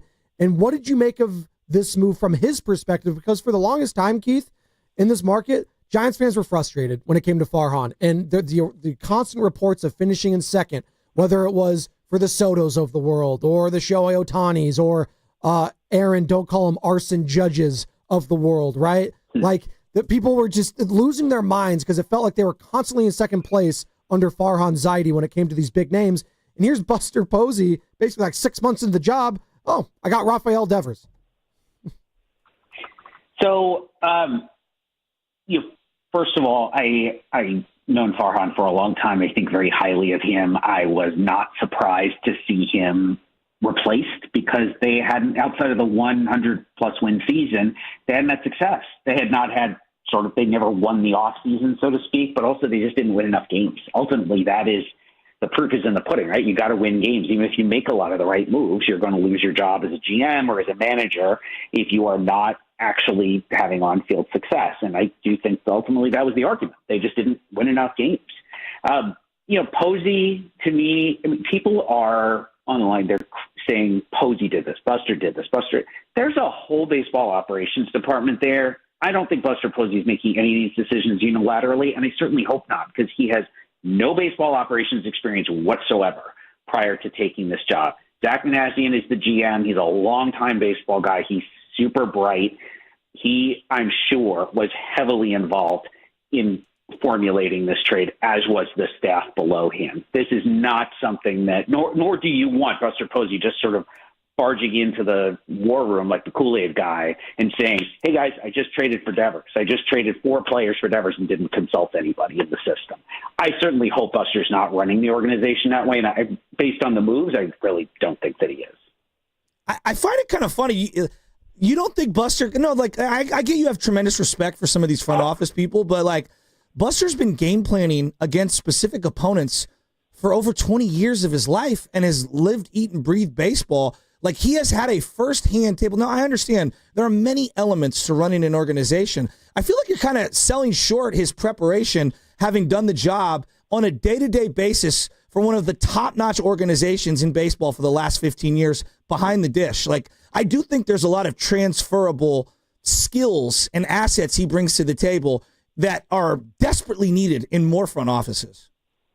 I totally disagree. Having worked in a front office myself, those are just not the same job at all. Preparing for the tactics in game against specific opponents, against specific players, is not transferable to roster construction, to player development, to amateur, professional, or international scouting, to contract negotiations, to people management. One of the biggest and I think most difficult things about running a front office, whether your title is as a general manager or president of baseball operations, is that you are running a disparate staff of a large number of people, many of whom you will never see because they are spread throughout the country or, in a few cases, spread throughout the world. And so that is an entirely different skill set from managing, quote unquote, a pitching staff with, by the way, the help of your actual manager and coaches. So to me, I mean, this is the argument teams always make when they take often a former catcher and make him a manager and say, oh, see, he managed a pitching staff. Now he can manage a team. And more often than not, that doesn't work out because it's not the same job. And the skills that may make you good at one of those do not necessarily apply to the other one. Yeah, man, you seem very emotional regarding this disconnect. I find it interesting because, like, for example, you a couple years ago had Kyle Harrison as the number 2 overall prospect as a pitcher behind Paul Skeens. And I watched every single start of this guy. And I know Buster did as well. And so I'm just analyzing what I'm seeing. This guy never could command a second pitch and was basically a mid-90s fastball guy. Why was he ranked so high, and why did the minor league success not transfer over to the big leagues? Well, he hasn't pitched that much in the big leagues. I mean, there's kind of an expectation across fandom, across a lot of the industry now that these top prospects are going to come up and have immediate success, like Skeens did. But Skeens is a real outlier. You look at Jackson Holliday, who was my number 1 prospect, Pipeline's number 1 prospect, Baseball America's number 1 prospect. His first go-round in the majors, he struck out 50% of the time. The gap between the best play in the minors right now in AAA and the typical play in the majors is as large as it's been in my 20-plus year career. And I don't think that's going to change anytime soon. Harrison, his fastball plays. He has a very good changeup. I think you've kind of undersold the changeup. What he does not have is a consistent breaking ball. And if there's a criticism here of the Giants, it's that I don't think they really adequately tried other types of breaking ball with him. Statcast actually calls it a slurve, which is usually a derogatory term we use to say it's neither a slider nor a curve, and it doesn't have the good characteristics of either of those. He needs a different breaking ball, and that's going to be a challenge for the Red Sox. It's not like you can just go over to Target and buy a breaking ball. He's got to go they're going to have to find a grip and a shape and a release that actually works for his slightly lower slot. What I think worked for him in the minors in his favor, though, because it's a lower slot, it's a little bit of a funky delivery, and he hides the ball a bit. Minor league hitters just couldn't adjust. And major league hitters, particularly left-handed hitters, could because he had nothing to really spin away from them. They could sit fastball, changeup, and know that the ball was not going to, say, end up in the other batter's box. And that's why if you look in his brief major league time, he didn't get left-handers out that well. And that is the number one thing we expect left-handed pitchers to do. It's why I would say, overvalue them in the draft, because you got to get lefties out. And he didn't do that. And that is going to be the separator for him. If he's ever going to become the guy I thought, and I think most of the industry thought he was going to become, he's going to need that third pitch. Talking with Keith Law here on the Morning Roast with Spadoni and Chasky, MLB insider for The Athletic. The guy knows his stuff when it comes to all these prospects. And asking about another one that the Giants just parted with, James Tibbs, the third, their number 1 pick last year, drafted 13th overall. Are they going to end up missing this guy, I guess, is the question, because we kind of knew what we had with Kyle Harrison as of late. He struggled. He may end up being a guy, as you've mentioned. He's still so young. Jordan Hicks, he's a tweener. He's not really a starter. He's the bullpen guy. Just it wasn't working here. And then obviously you can talk about Jose Bayo if you want as well, the 20-year-old international signing they had. But James Tibbs, is this a guy they're going to end up regretting trading potentially, Keith? I doubt it because they got Devers, right? If you just put it in the context of this is we gave him up to get Raphael Devers. I don't think you're going to end up missing him. I do think Tibbs is going to be a good big leaguer. I don't think he's going to be a star, but I think he can hit. I think there's going to be enough power there. He does show pretty good approach, pretty good command of the strike zone. He's been hitting much better lately after a kind of cold and I think sort of unlucky start. But it's right field or maybe first base. I don't think there's huge upside there. I thought he was a perfectly fine first-round pick, and I don't think in the end that they're going to end up missing him. Or Bayo, who is just kind of an arm strength guy. He's got to find his second pitch. He is still really raw, a long way away, and he's had some shoulder issues already, so that's why they had to – he's a 20-year-old in the bullpen in the complex league. That guy could end up surfacing as a reliever at some point, but he was clearly 4th out of 4 in the deal. Where do you think this trade with Devers leaves their number one prospect right now, Bryce Eldridge? Like, is he still, a first baseman in their eyes / DH? Do you think that they maybe experiment with him in the outfield? Is he trade bait? Do they stick with him? Like, I'm just thinking about all of the ramifications regarding their number one prospect in Bryce Eldridge. I don't expect them to trade him at all. I mean, I guess maybe if the Dodgers called and said, will you take Shohei Ohtani off our hands, they might maybe consider parting with Eldridge at that point. But I do not. I think they view him as the jewel in their crown. And I think they view him as their first baseman of the future. They have really resisted any suggestion of trying him in the outfield. He hasn't played the outfield since his debut season in 2023. He has not been great defensively at first, and I've seen him a bunch, and he hasn't been as good as I thought he'd be. He's a really good athlete. He moves well. He was a pitcher who had a decent delivery. He also never had breaking ball, coincidentally, but he was up to 95 off the mound when I saw him. So I'm a little surprised he hasn't been a better defender, and I think that's maybe the thing that slows him down from getting to the majors. He can really hit, though. It's good approach, good swing, impact. For a guy who's 6'7", the swing is pretty short. Scouts I've talked to who've seen him a lot more than I have say they're not worried that he's going to strike out excessively like a lot of the really tall hitters do. I think he debuts this year. Like I was saying about all rookies, I wouldn't expect a ton of impact right away, but I do think he's going to be their first baseman for the next 6 years. And, maybe at some point next year, he really becomes a major part of their lineup. Hey, Keith, really good stuff here this morning. One more for you on the way out here. Mm-hmm. The Giants now in this fabric of the NL West, it is probably the most stacked division in baseball. Where would you slot them? Obviously, I'm sure you'll still take the Dodgers, the cream of the crop, but I got to say, I do think the national media is sleeping on this Giants pitching staff, which basically keeps them in every single game outside of Landon Roop on Saturday. Like, Robbie Ray has been incredible. Logan Webb's been incredible. They're going to get Verlander back. Birdsong has been really nice for them early on. Roop, for the most part, outside of last start, has been pretty solid for them. Where do you rank the Giants now with the addition of Devers in regards to the NL West? Yeah, I don't think they're that far behind the Dodgers. They're not healthy, right? The pitching staff is still kind of a mess. If you look, it's Yamamoto. I think Kershaw's, it's a nice story and everything. He's not going to remain an above average starter the rest of the season. I don't think there's a ton of separation here. I think there's more separation now between the Giants and everybody else in the division, right? The Padres kind of played above their heads for a little bit. They're cooling off. The Diamondbacks are just a mess with injuries at this point. I think they've had 3 Tommy Johns in the last 2 weeks. So I do think the Giants they have a real chance to end up passing the Dodgers. They are very much, I would say, a favorite to win at least one of the wild card spots at this point. I would also say I doubt they're done making acquisitions. Probably as they get closer to the trade deadline, they'll reassess and see what else they need to add.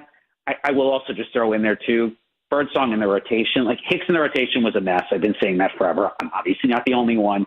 I think Hayden Birdsong's going to be really good. If I was looking for a sort of sleeper pick to break out for them in the second half, that's my guy. Hey, Keith, really appreciate the time this morning. Great stuff, and we'll do it again soon, man. Yep, my pleasure. There he goes. That is Keith Law, MLB insider for The Athletic, and he appeared on the River Islands guest line, as all guests on 95.7 The Game appear on the River Islands guest line. Isn't it time for you to discover the islands, River Islands in Lathrop? And that last part right there, like, there's a lot of confidence from Keith saying, they can absolutely win the NL West. You see what the Dodgers are dealing with? They're in shambles when it comes to their pitching staff. Got a lot of injuries right now. I know Shohei debuted yesterday. It was just an inning. They're going to really slow him and ease him into that starting role again, giving up a run there in the first. But, yeah, man, like, Giants with this Devers trade, with that pitching staff and Justin Verlander coming back tomorrow, Joe, why not them? Why That not was your the Giants? biggest takeaway from that? Well, I'm just picking it off from that ending spot. Like, yeah. I do. Why'd you think I don't think he was emotional. You Well, used that no, term. I find that the dated dorks love Whoa, why are you calling him a dork? He was just on there. He was a very good, very I'm gracious talking with about his in time. general. Just hear me out. I call them the data dorks. That's what I've always called them. When like the spreadsheet guys. He's a Harvard guy, and that's his thing. He's worked in a front office. He worked with the Blue Jays. He's a baseball prospectus guy, so he looks at the numbers and the data. He has worked in a front office, though. He has. Yeah, for a couple years. Yes, he does. And I know you're poo-pooing on that right now. I am poo-pooing on Why? it. Because I thought it was a very flippant disrespect to Buster and like he didn't deal with personalities on a day-to-day basis. I don't think he I think disrespected that him what at all. happens He said is he there's put a lot of he put a lot of people around him. He gave credit to Zach Manazian, who not a lot of people are giving Well, he was credit defending to. Farhan as well. Well, no, he said Farhan clearly didn't deserve to keep that job because it wasn't winning enough. I think he was very. He said he was very unbiased there. tight with Farhan, and what I tend to see is that what happens is that And he didn't need to say that, by the way. He didn't need to say he had a relationship with Farhan, then he likes Farhan and stuff like that. And he said, you know what? He deserved to, lose his job. You're He wasn't asking winning. what I asked, and I'm telling you, and this is the reality, is that Buster's forgotten more about baseball than Keith Law will ever know.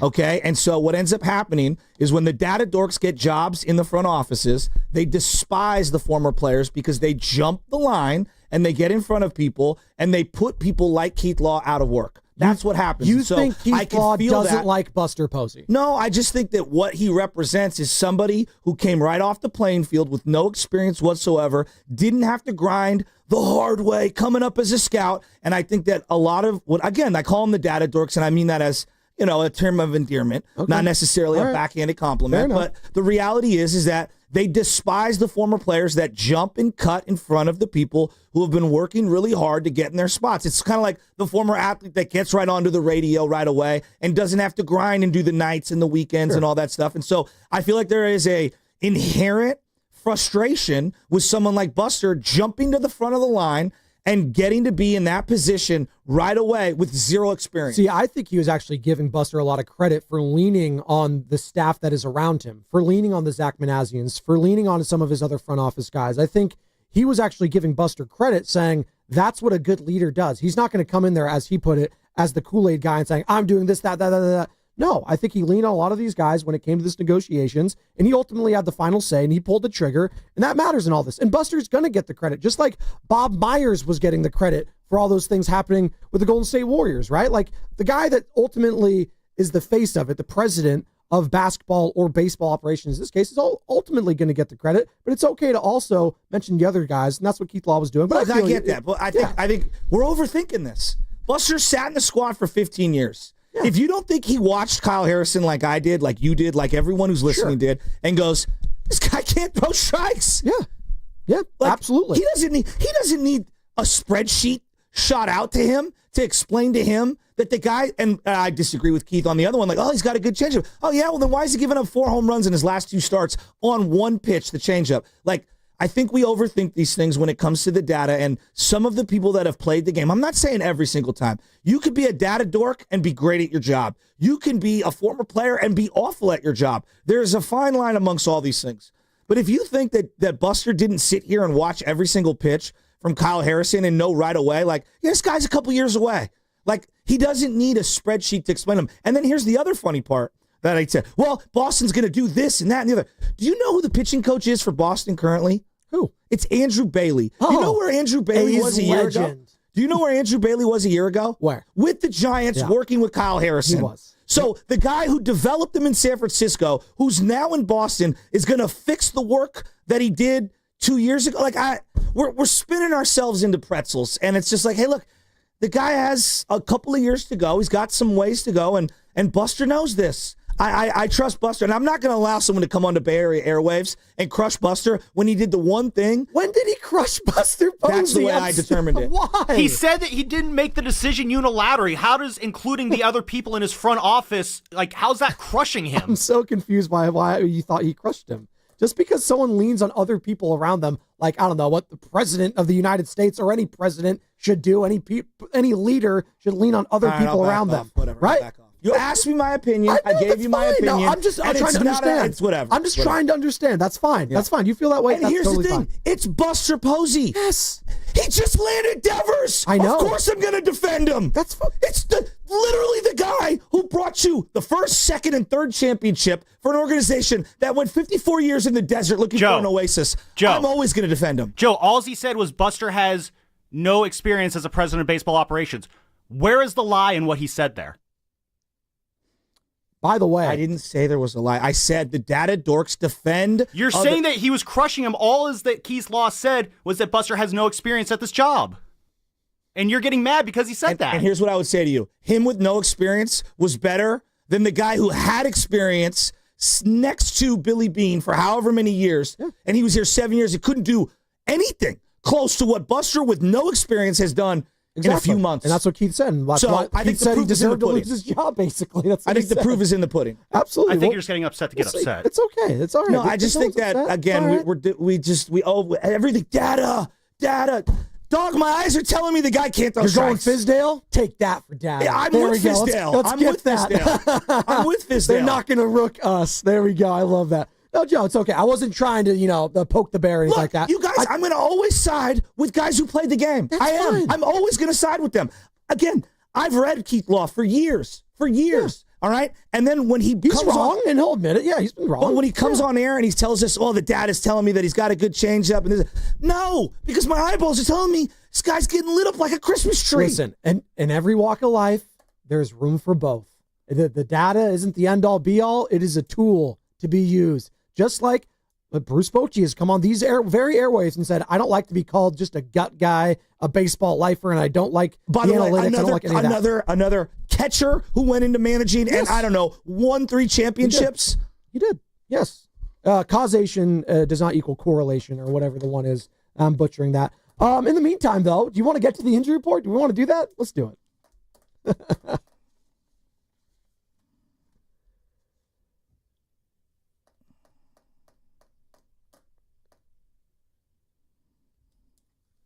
I don't know. I think Keith Law should be a weekly going forward. This is good. Justin Verlander, by the way, that's also good because he's back, baby. The Giants announced that he will make his return to the mound tomorrow night against the Cleveland Guardians. Verlander has been absent from the field since his May 18th start against the A's with a right pectoral injury. The injury report was brought to you by Boxer & Gerson, Northern California's premier workers' compensation law firm, helping injured workers get their lives back for over 40 years. What's coming up in the game is brought to you by Fremont Bank, here for you, here for good. All right, we're halfway home here on a Tuesday. Dave Fleming, 8:30, R95.7 The Game Giants insider, voice of the team, getting his thoughts on Devers to San Francisco. And also, you got a lot more of that Jonathan Papelbon sound that if you missed his interview yesterday with Willard and Grandy, it is something to behold. Obviously, a Red Sox Hall of Famer. He has a clear bias towards the Red Sox and all of this, but he goes in on one Raphael Devers, and we're going to get into that on the other side. It's Spidoni, it's Jasky, it's the Morning Roast, it's 95.7 The Game. Buster Posey said it was go time. It's time to go. I mean, we're better than what we've been with the bats the last 2.5, 3 weeks. And he meant it. It's a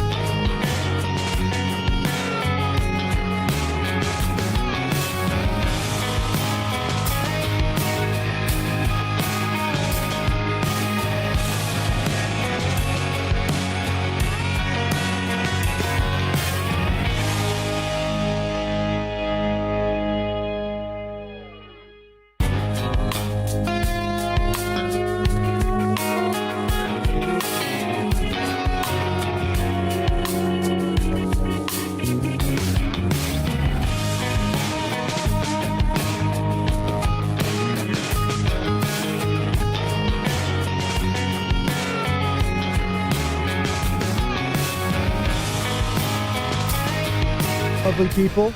Just getting off work, getting ready for work. If you're driving out there, if you're commuting, if you're on Waymo, we appreciate your participation. You know the number, 888-957-9570. We were just joined by Keith Law, MLB insider for The Athletic. If you missed any of that interview talking about all the prospects the Giants gave up to get one Raphael Devers, if they're going to miss out on any of those guys in the future, well, he also talked about Bryce Eldridge potentially getting called up this year, talked about Buster Posey making that first big splash, and at 8:30 here in about 30 minutes, we're going to be joined by Dave Fleming, our Giants insider, voice of the Giants, and get his thoughts on, again, Devers joining the Orange and Black. Good morning, Joe. How you doing, man? You good? I'm fired up. Okay. I'm ready to see this guy tonight. Yeah? You going? You're going? It's official? You're locked in? I don't think I'm going to go. I don't know. I'm back and forth. Oh. Well, because by the time we get out there, he's going to have to go to bed at some point. And if I go out there with somebody else, and I'll feel guilty of bringing him, like, hey, can we leave it like right at 8:30? Because he is just having a moment. Can't hold him while he's sleeping? No, it's not going to be a thing. No, I feel you. You don't want to do that. The data tells me he needs to be in bed by 8:30. The data tells you? Yeah, it does. Hey, don't sleep on the schedules. Hey, wait, where's my JJ Redick cut? He's got to time out those naps, bro. Got to time out those naps. You think JJ Redick's a big spreadsheet guy? I don't know. Who knows? Who knows? Shout out to those watching on YouTube. What? No, keep going. Shout out YouTube. Okay, brought to you by First NorCal Credit Union. For a low rate auto loan, apply online or just ask for First NorCal financing at the dealer. Here's just my setting in life, and I do want to go through like what our lineup looks like right now, the Giants lineup versus old ones, but just to put a bow on it. Let's do it. I think people that have never played baseball at a high level don't realize that the catching position, more than any other position, is a psychological therapy position simultaneously as it is a scouting position. I am scouting the flaws in your swing, and I'm working like, how am I going to approach the lineup? Now, am I doing it by myself? No, I'm doing it with, back in the day, Dave Rigetti and Mark Gardner and the entire staff. On a pitch-by-pitch second, okay? I am literally looking at my pitcher, and I'm saying, where is he at in his head? Does he trust this pitch? Does he have a feel for that pitch? Should I call timeout, go out there and put my arm around him? Should I yell at him? Should I tell him he's wrong? Should I tell him he's right? Right? So there's this personal connection between every catcher and every pitcher on the staff. Some guys, this is why they have personal catchers. Like Eli Whiteside, for a long time, was kind of the go-to for Tim Lincecum. For whatever reason, they gelled, right? Whether that was on the field, off the field, how psychologically they attack people, game plan-wise, whatever it was, they had a gel. David Ross for all those years with John Lester going from Cubs or the Red Sox. No one is sitting here saying that Buster Posey understands like the value of a low A prospect or how to write up a contract. That's what he's got a full staff on. But to think that all of his years doing the job of major league catcher, dealing with psychopaths like Brian Wilson and, Tim Lincecum and Madison Bumgarner, I mean, these are larger than life egos and personalities. You learn a lot. You learn a lot by doing. And, I say this to all the young people out in the world. You might be brilliant at what you do, but at 22, 23, 24 years old, that doesn't mean you have life experiences which outweigh whatever you learn in a classroom. And so the life experiences of a catcher like Buster Posey, those are transferable to doing the job as a GM. That doesn't mean that he's knowing, the algorithm, how to write a contract or, which level prospects to throw in there or this, that, and the other. But I just look at it and I say to myself, like, I just think in general, we underrate the day-to-day grind for a big league catcher and what they have to go through to set your team up to win. And that's why I think Posey's been interning in his own unique way for this position his entire life. And you're totally right in feeling that way. Absolutely. And we are coming to you live from the Laughing Monk Studios, Laughing Monk, righteously brewed in San Francisco. And I do think, and I said this earlier, I do think he's kind of the face of the Giants right now. Buster Posey. He is. He is the face right now. Now, if Devers starts off an incredible at-bat and it's on fire and he's hitting home runs, he's hitting doubles, and he's running around the bases and that average is skyrocketing, yeah, he could quickly become that fan favorite and be that guy for the Giants going forward. But for now, it's a familiar face, and it's Buster Posey, and he's that dude right now. Talking about Q rating, it's at an all-time high in the Bay right now. I don't think there's a person out there outside of maybe Stephen Curry where his Q rating is universally loved right now after landing that. It's Buster Posey. Buster is like... It's pretty crazy, though, right? I mean, if they showed him on the Jumbotron tonight, what do you think? Standing ovation, 6 minutes? Yes. No, I'm dead serious. No, absolutely. Yeah. And he's probably not, he's not that guy. He's not going to want to do that, but he would Yes. I can't think of a credibility flip quicker for an organization in the history of Bay Area sports. Like, even when Joe Lacob took over for the Warriors, we booed him. Yeah. It took a couple of years. Rick Barry, come on, people. I mean, it took a couple of years. Now, look, John Lynch, when they hired John Lynch, he had cachet in the area.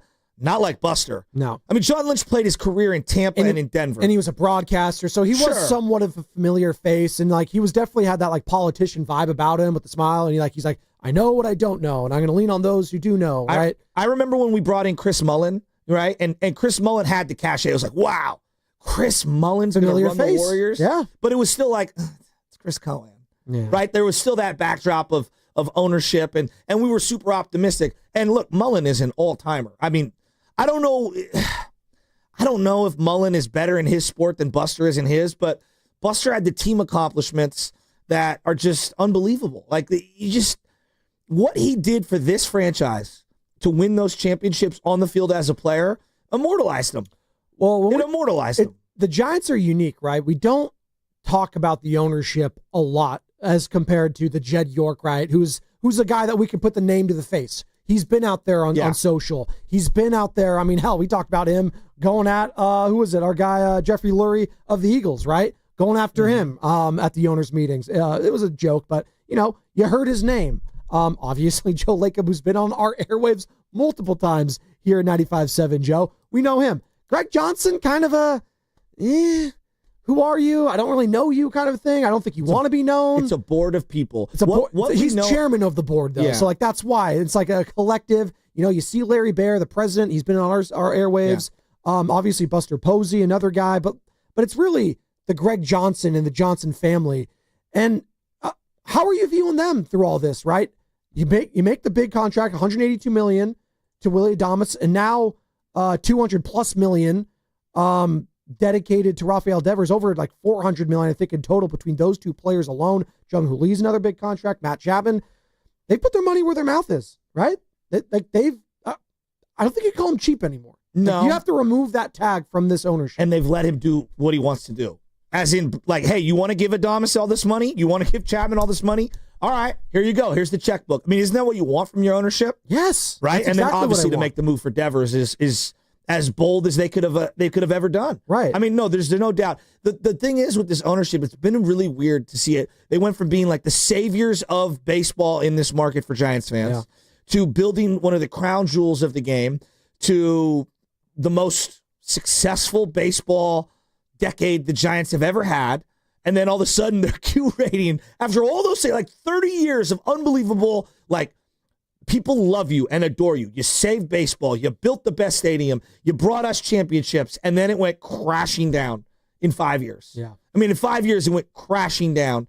And then so to bring in Buster Posey and let him kind of just run things, I feel like it's all the way right back up to where it should be. It's within one move really just swung the pendulum of anything that Farhan did. It didn't matter because Buster Posey was here for, a cup of coffee. He sat down at Starbucks and he got a deal done. Yeah. Like that's kind of, it's sometimes as simple as that. Like you could talk all the talk and you can feed us all these BS reports about finishing in second place. That gets old after a long time. It does. I can't get the blue balls effect of finishing in second when it comes to Aaron Judge, Shohei Ohtani, Juan Soto, Stanton, Harper. Just the list goes on. Just every single big name. Oh, the Giants are going to be a part of it. The JP Morosi's are telling me the Giants are in on the conversation. They're in on the conversation. Well, they weren't telling me. Like, that's why I knew this was different, because there were zero leaks. And again, I can't say that enough. The fact that there were no leaks speaks to that front office, into that organization, into the relationships. Like, all the bad front offices of the world leak. And it's just, oh, the Giants have interest. The Giants have interest. I don't want to know their interest. Let me know when it happens. Kicking tires. It doesn't matter to me, because the moment I see those reports, Joe, of, the Philadelphia Phillies have interest in, Mason Miller. Oh, they're probably not going to get him. But as soon as I see those, I know that's not going to happen. Because when have those ever been right? Like the Luka Doncic thing. I will say the comparison between Luka going to the Lakers and Devers going to the Giants, there is something to be said about no leakage and everyone being shocked by it. Like everyone was universally like, wait, what the hell? That's a good point, actually. Like, that's the only way. Now, the players themselves. I think Luka, at his best, is probably top 5 in his sport. I think Devers as a hitter is definitely top 10, as you heard from Clayton Kershaw, so that is something. I think there's levels to this, though. I wouldn't consider Devers a superstar on the level of Luka Doncic. Now, how we view NBA and MLB is just so damn different. But the nature of it shocking everyone, and everyone had to look at their phones and say, wait, what? Robert Murray? Wait, it's not Passan, so it can't be right. And then Passan doubled down and said it. Boston thought he was a San Francisco beat writer. Robert Murray? Yeah, because I was watching WEEI yesterday, and they were like, oh, yeah, the San Francisco guy. And because they thought the same thing we all thought, which was, this can't be real. Right.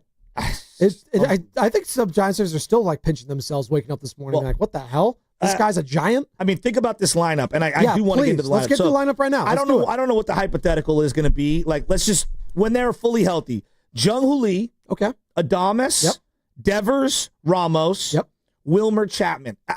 We could probably, move some things around.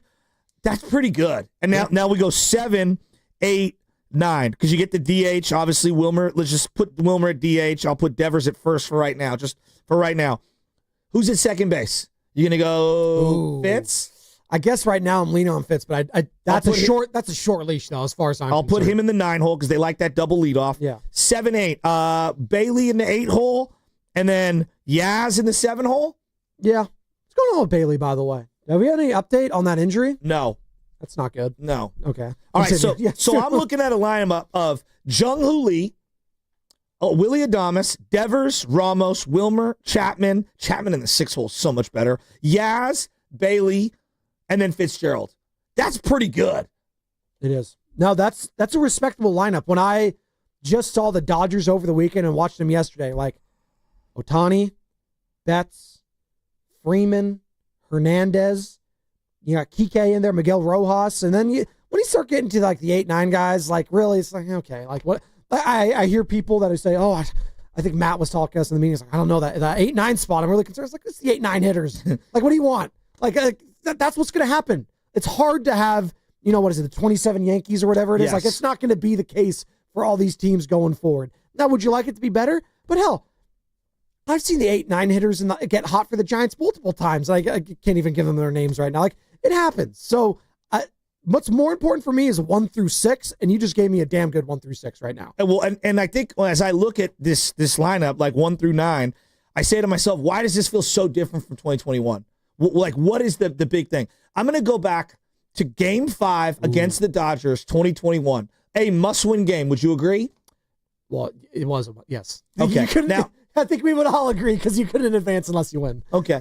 Brandon Belt was hurt, so he was off the roster at this point. So he's not available to play. He's not. Brandon had a pretty great bounce-back year. Yep.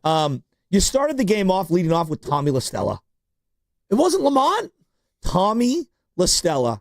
It all came down to La Stella. Tommy La Stella, okay? Now, then you go to pinch hit with Donovan Solano. I completely forgot, real quick, about Tommy La Stella. He was just buried in the depths. Because he was old as heck. He was. Okay. Forgettable tenure. And then he got hurt, too. Yeah, so no doubt. The Achilles was hanging by a thread. And he wasn't very good. Yeah. He wasn't. He really wasn't very good for them. And then you had Darren Ruff in left field. They're not very good. He was bouncing around, kind of the end of his career, but he had a monster year. But, like, come on. He's again, look, think about where they were. A moment in that series. You have a home run? Yeah, but think about where he was in his career. He's 34, 35 years old, played in the Japanese league. Like, okay, Buster, it was his final year. All right? Yep. Buster's final year. We didn't know it was going to be his final year because he was incredible that year. He was. Crawford, the last great year from Crawford. He was. It was a career year. Chris Bryant was in that lineup. Now, he played center field in that game. Poorly, by the way. But he played center field in that game. Traditionally what? He's a left fielder? Yeah. Right. Well, I haven't seen him in so long. So Yaz started in that game. He was 32 or whatever at the time. Yeah. And then was pinch hit with Austin Slater and then pinch hit again for Lamont Wade Jr. Okay, those three just together is just perfect synergy. Then you had Wilmer Flores playing first base, the check swing at the end of the game. Evan Longoria, his final season, playing third base. So all those guys, the only guy who was under team control for multiple years after that was Yastrzemski. I thought you were going to the starters. The only guy I feared at the plate might have been Buster Posey in that entire thing that you just listed off. So now think about where we're at today. Jung-Hoo Lee, big multi-year deal. Adames, big multi-year deal. Devers, big multi-year deal. Ramos, still under team control for 5 more years, including this one. Wilmer, DH, might be his last year. I don't know. Chapman, multi-year deal. Yaz, he could be a free agent at the end of the year. Bailey, still under team control for 4 more years. Fitzgerald, still under team control for 5 more years. This is why it feels different now than 2021.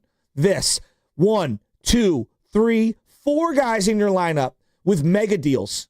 Jung-Hoo Lee, Adames, Devers, and Chapman. Then there's degrees to the mega deals. And then you got Ramos, who might be a 2-time All-Star when it's all said and done at the end of the middle of July. And you got Fitzgerald and Bailey, who are still under team control, and we'll see with those guys. That's why it feels different. This team feels sustainable, and it feels like they're more in their primes. You have legitimate players locked up that are, household names to an extent. And I get it. Baseball is not basketball, but I don't really care about anyone else that's not paying attention to baseball. That's their problem. Like Matt Chapman, you know who he is. If you watch baseball, guy is the best defensive player in the sport, bar none right now. He can get hot. He can hit the long ball. He is good. Jung-Hoo Lee, if you don't know him, get to know him. He might be the most exciting player on the team. He's got wheels. He's fun. He's a funny laugh at the podium if he's shooting the breeze. Love what I got from him. Elliot Ramos is just cool, calm, and collected. And he gets fired up, as we saw with that double the other week against the Padres. That's a guy who's been captain of consistency at the plate, and he's got pop. Defensively, not the best, but you know what? We'll get to that another time. That might ultimately be the thing that you're concerned about is how many plus defenders do you have now on this team as currently constructed? Chapman, yes. Adames is... Jung-Hoo Lee's been great. Jung-Hoo Lee, no, yes. Ramos after is last shaky. year, it's a night and day because he struggled last year. Yeah. I think Jung-Hoo Lee is a great center fielder. Ramos is an adventure. That's the way I would put it. Yeah. He's not a below average. He's some days he'll make a nice play, and then other days it's what? Have you ever played outfield in your life? No, there's that. I keep going back to that hit that should have just been a single by Tyro Estrada, and it kept rolling and rolling and rolling I don't know what to the left field. I was like, is someone going to get this ball? Until Ramos finally picked it up. So, okay, Jung-Hoo Lee, Adames, Devers, Ramos, Wilmer, Chapman, Yaz, Bailey, Fitz. I'm taking that over 2021 7 days a week. Let's go to 2010. About it. Yeah. Let's go to the 2010 team. I'm going to read you off game 162, a must-win game. All right? Now, remember, Jose Guillen got popped for steroids, so he didn't get to play in the playoffs. But this is who they played on the final day of the season. Andres Torres, who had 16 jacks and 63 RBIs that year. Freddie Sanchez, I'm going in order. Aubrey Huff, 290, 26, and 86 with 157 games played. That was Aubrey Huff's, that was a monster year. He's amazing that year. Buster in the cleanup spot, batted .305, hit 18, had 67 jacks in 103 games. 67 RBIs, excuse me. Pat Burrell picked up on waivers, 18 jacks, 51 RBIs. Juan Uribe, 24 jacks, 85 RBIs at shortstop. Jose Guillen, not Cody Ross, final game of the year, 3 homers, 15 RBIs in 42 games. Pablo Sandoval, 268 batting average. It was a down year, 13 homers, 63 RBIs in 152 games. But this team collectively, the 2010 team, slugged 162 homers. Now, right now, you have 70 homers as a team. You're about, we're about a third to a half away, somewhere in that middle range. About that. I don't think you're going to get to 160. Is that counting Devers and what he did prior, or that's no? Okay. I'm just going off what the Giants have done. Okay, got it. I don't think that the 2010 team was their best offense. Is this team right now? I'm going to go Torres, Sanchez, Huff, Posey, Burrell, Uribe, Guillen, Sandoval. Is that better than Jung-Hoo Lee, Adames, Devers, Ramos, Wilmer, Chapman, Yaz, Bailey, Fitz? Oh, God, it's a tough one. Because, honestly, Adames has just been so bad at the plate for most of this season. It's I'm envisioning him breaking out of this slump, and he's been better as of late. Yeah. But he's been so awful. But that 2010 team, I think we underrate the offense in retrospect. That's actually kind of what I'm thinking about right now. I was like, man, that offense is better than I thought it was. But they got a career year from Torres. They got a career year from Huff. Yeah. They got a career year from Juan Uribe. Yeah. And a rejuvenation from Pat Burrell with a rookie of the year season from Buster Posey. I mean, 6 guys had monster years and then other guys just performed as well. So, okay, let's say you take 2010. And the fact that the drop off or from Buster Posey in that year to whatever I'm getting from catcher right now, the Porters of the world, Ed, the Kisners of the world, and Patrick Bailey, it's just night and day. It's night and day. I agree. So I might be taking that 2010 team. I might too. But that team was so unique. They also won a World Series, so let's give them their credit too. Well, you know what the 2010 team is? It's the 2021 team with less platooning. Yes. And unreal pitching. That's the ultimate key. And that's how you thread the needle and win that one, yes. right? So 2012, I'm going to go Game 1, NLDS. Angel Pagan, Marco Scutaro, Sandoval, Posey, Pence, Belt, Blanco, Crawford. That was a good team. I think this is their best offensive That's their team. best, and they were good all season long. And you didn't even mention the guy that was their MVP and MVP of the league who got popped right for most of that season was who? Let me give you Melky Cabrera's stats. He was so good. He played 113 games in 2012 before he got popped. He batted .346, had 10 triples, 11 home runs, with 159 hits in 113 games. Did he get popped in September of that year? No, it was before the deadline. It was like midsummer. I think it was right? right after the deadline because August? they got Pence, and I think there was one game where he had Pence, Posey, Pablo, and Melky in the lineup. Let me look it up. I don't know. Melky Cabrera. I thought that they traded. Here, you guys talk. I'll look it up. Yeah. Okay. September 13th, 2023. Oh, that's the details of it. Continue. Okay. Pagan had 15 triples that year. August 15th, by the way. August 15th. Yeah, 15th. so mid-August. Yeah. Wow. 50 games. Pagan had 15 triples, okay? Marco Scutaro was unbelievable, batted .362. Pablo Sandoval, 283 with 12 and 63. Posey, the last 100 RBI season for a Giant, batted .336. He won the MVP that year. Pence only batted .220. He wasn't very good offensively, but everyone remembers that hit against the Cardinals, Yeah. the one that hit the bat 3 times. He did have 45 RBIs. He did. So that's pretty impressive. Belt, 7 for 56 with a 275 average. Gregor Blanco, 244, more of a defensive replacement. And then Brandon Crawford, 248 batting average, 143 games played. He was a defensive player. Yeah, but 248 for Brandon Crawford. It might as well be like 275. That's pretty. Right now, Chapman would love to finish the season batting 240. That's what I'm saying. So I'm probably taking the 2012 offense over this one, wouldn't you? I would agree with that. That was a great year. That team was really good. Again, just think if they had Melky Cabrera on there for the playoffs, be incredible. And then I get to the 2014 team. Blanco batting 262. Panic batted 300. Posey batted 300 with 22 and 89. Pablo, 280, 16 and 73. Then Pence in the 5-hole again. He had 20 jacks, 74 RBIs. Belt, 12 jacks. He was hurt a lot of that year, 243 average. And then 10 with 69 RBIs and only a 246 average for Brandon Crawford with Travis Ishikawa and Juan Perez in the outfield. I might take this offense over that 2014 offense. Again, we're talking about all the World Series years, so that goes without saying. But as we're looking back, I think Giants fans, and we do that as fans in general, we misremember some of these things. Oh, they were carried by the pitching all these years. Giants had some really good offensive production from some of these teams, man. Really good. Again, they hit 162 home runs as a team in 2010. It's a lot of home runs. It is. And I'll give you the totals real quick. 16 for your leadoff hitter, 26 for Huff, 18 for Posey, who came in halfway through the year, 18 for Burrell, 24 for Uribe, 13 for Sandoval. I mean, Joe, they hit a lot of home runs. Let's ask Dave Fleming on the other side, Joe, where he ranks this 1 through 6 batting order amongst some of the greats of the Giants in years past. That's what's coming up with the game. It's going to be brought to you by Valvoline. Planning a road trip, Tahoe, Napa, or down the coast? Make your first stop Valvoline Instant Oil Change. Drive in, stay in your car, and be done in about 15 minutes. Your ride will be ready before you even pack the snacks. Visit BayAreaOilChange.com for coupons.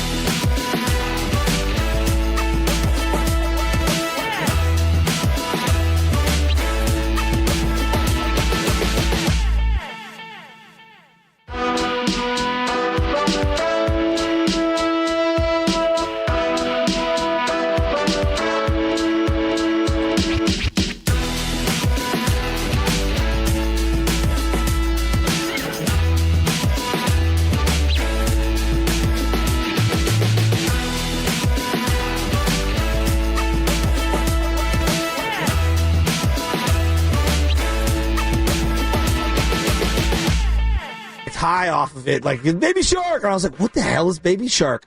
Yo, what's up? This is Javon from San Francisco. I want to shout out my favorite morning roast, my favorite radio station in the whole Bay Area and the whole country, 95.7 The Game. No, we will not be playing Baby Shark on air, Joe. I just heard what you said to Carter in the back. Off air. No, we are not. Do not pull that song up at all. I will walk out and leave. It'll be Dave Fleming and Joe Shasky the rest of the way. Do not play any Baby Shark on here. I will rip my hair out. What's left of it anyways. As I mentioned, Dave Fleming will join us here shortly. Giants broadcaster, R95 The Game Giants insider. Get his thoughts on Raphael Devers becoming a San Francisco Giant. We were just going through some of the lineups, some of those World Series lineups, and where this current lineup stacks up against those ones. And I think we're all taking 10, 12, 14. But I'm taking this lineup over 2021, the most recent playoff team that took the Dodgers to 5 games in the ALDS. I'm taking this 1 through 6 absolutely over them. Absolutely, I am. I like the way that they're evolving in terms of how they're building their team too, right? Like this is so different than what they've done prior. There's many ways to build a team, right? Through the farm system, through, middling free agent acquisitions, through trades, through big time free agent acquisitions. They've built this team in a freaking really impressive way. They've spent in international free agency to get Jung-Hoo Lee. They signed big deals with Adames. They acquired a big contract in Devers. This is a fun, and then obviously the homegrown talent of Ramos and picking up Yaz many years ago, and Bailey and Fitz are homegrown guys. Logan Webb's a homegrown guy. But this is a really good mix of how to build a team. And with that, with a big signing like that, comes pressure. And I think it was Billie Jean King who famously said, pressure is a privilege. And now the pressure is on this team with legit expectations. That's what you want as a fan base, as an organization, is legit expectations. And now with the Devers addition, there is when it comes to the NL West, because as we've mentioned, the Dodgers pitching rotation is in shambles. And they're only 2.5 up, guys. It's not like, I know the series in totality, it's like you lost it, but you were right there in that one on Sunday. You obviously, Logan Webb went toe-to-toe with their ace, Yamamoto. You won that one. Roop got roughed up. It's going to happen. But you're still right there in regards to this race. And who better to talk to about this, by the way, this whole Devers situation and the totality of this team than one Dave Fleming, who joins us now on the River Islands guest line, as all guests on 95.7 The Game up here on the River Islands guest line. Isn't it time for you to discover the islands, River Islands in Lathrop? Dave, good morning. Let's just ask the question right now. How did you react on Father's Day? And by the way, happy belated Father's Day to you. How did you react to the news when it hit your phone that Raphael Devers was becoming a San Francisco Giant? Well, I probably reacted like almost everybody. I at first I was like, seriously? What? And I guess I probably had like a 10-minute head start to everybody. I had a little tip off that it was coming, and it was, we were in the booth at Dodger Stadium and getting ready for the game. And then, I heard that, and I heard who might be involved. And then I got on the binoculars and I looked down, toward the bullpen, and I see Sean Jelly get up, and I'm like, okay. I mean, I'd been downstairs just, about a half hour prior to that, and everything seemed kind of normal. So it's pretty amazing how quiet they kept this and how hard they must have been working behind the scenes. But I was tickled. I mean, I had a huge smile on my face, and we kept saying in the booth, like, is this real? Did they really do this? Did they really made this trade? So anyway, I was excited like everybody else was. I mean, you've been with the team, 20-something years? How many years have you been with the Giants? 24 seasons. Wow. I'm sorry, yeah. I left off a couple of years. I remember when Posey, Posey. I remember when Pence got acquired, and I don't know what they were called at the time, but NBC Sports Bay Area followed Pence's limo to the stadium. Remember that? It was It was pretty crazy. Is this the biggest in-season trade since you've been with the Giants? Yes, it is. Pence was big. He was, and I guess there have been some other ones, but I think this is clearly the biggest. And not just because of who Devers is, but also because of where he is in his career and how at the time we were super excited because the Giants had a really good team again in 2012, and they felt like they needed something extra, and Pence was an all-star and a really high-level player, but he was also a guy who was sort of, I can't remember if he was a free agent at the end of that year or maybe the next year, but it was more of a like, okay, this is a short term. We just made a big move, and Carlos Beltran was a big move, and we were excited about that. There have been some others. Chris Bryant was a big move and got us all excited in 2021 because of how good that Giants team was. This one's different because of Devers, his age, his career track record, and the fact that he's going to be here, they know, for a long time. This is, I think, clearly in the last 2 decades, clearly the biggest trade the Giants have made. They're going to introduce him later today, and I'm sure someone's going to ask him, so I'll ask you a similar question. Where do you think he ends up playing? Obviously, there's many positions on a diamond, and there's many ways to get a guy in the lineup, but if you had to spitball, what do you think they do? I mean, I think the easy answer is, at least for now, if he's okay just being the DH, I think that's the easiest answer for now. It's just be the everyday designated hitter. And then if in the off season or, when there's a little more time to sort of think it through and talk about it, because he's never played first base. That I think that's part of what kind of went sideways in Boston is, okay, you ask him to move off the position he really likes to play and has always played. That's one thing, and he did it, and he wasn't happy about it, and apparently there just wasn't very good communication about it. Okay, but then you're asking him in the middle of a season to do something he's never done before, and he's a proud, accomplished athlete and already had some hurt feelings about it. So my guess would be that is probably not his preferences, and I think the Giants want to make him feel like he's got a lot of agency in this. Like, it's one thing to say, okay, be a team player and do what's best for the team. That's cool, and that's important. But I think you also have to recognize that these guys are very prideful, all of them. They want to be in a position to succeed. And so I think a lot of it's going to be on Devers and what he prefers. I think first base is a realistic project for the long term, but my guess for now is just be the DH and go rake. Could you see a scenario where one of the guys, whether it's Adames, Chapman, Devers himself, maybe slides over to second base and you move things around? I don't know. I'm spitballing here. I'd find that hard. I think Adames is going to be the shortstop, and I think Chapman's going to be the third baseman. So I don't see those guys moving. I mean, Devers has played some second base, and I guess, you could ask him whether he was interested in doing that. He's gotten bigger, stronger over the course of his career, and, maybe at this point that's not a realistic spot for him. Again, especially middle of the season. So my guess is Adames, shortstop, Chapman, third base, pretty locked in. Talking with Dave Fleming here on the Morning Roast, Giants broadcaster, our 95.7 The Game Giants insider. And Devers now is going from Fleming to Fleming when it comes to home run calls. Dave's brother Will, obviously, working for the Red Sox radio network out there, calling Boston games. I'm sure, not that you have insider info per se, but I'm sure your brother, gave you some little tidbits about Raphael Devers. What do you think the Giants are getting in Raphael Devers, the person, now? Because a lot has been made in these last, 48 hours. Dave, I'm sure, the WEEI out there, they're going nuts. Jonathan Papelbon was on our station yesterday, Dave, going nuts about the guy. They think he was a me-first player. He's not a team guy. What do you make of all of that and him now being a San Francisco Giant? Yeah, my brother has never thought that about him, ever. My brother knows him really well. My brother speaks fluent Spanish, so for a lot of the Spanish-speaking players, my brother becomes, especially when they're young, somebody that they can kind of lean on and, talk to and maybe ask a question of or whatever. So he's had a good relationship with Rafi for a long time, and he really likes him a lot. And I think that everybody acknowledges he is a great kid who loves to play the game.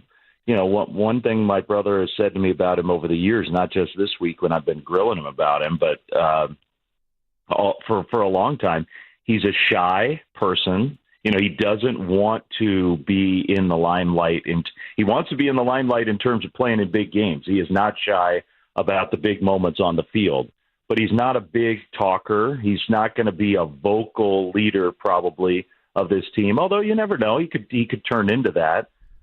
He wants to just play the game and doesn't need like a lot of outside attention. He doesn't love to do interviews, talk about himself, and that's okay.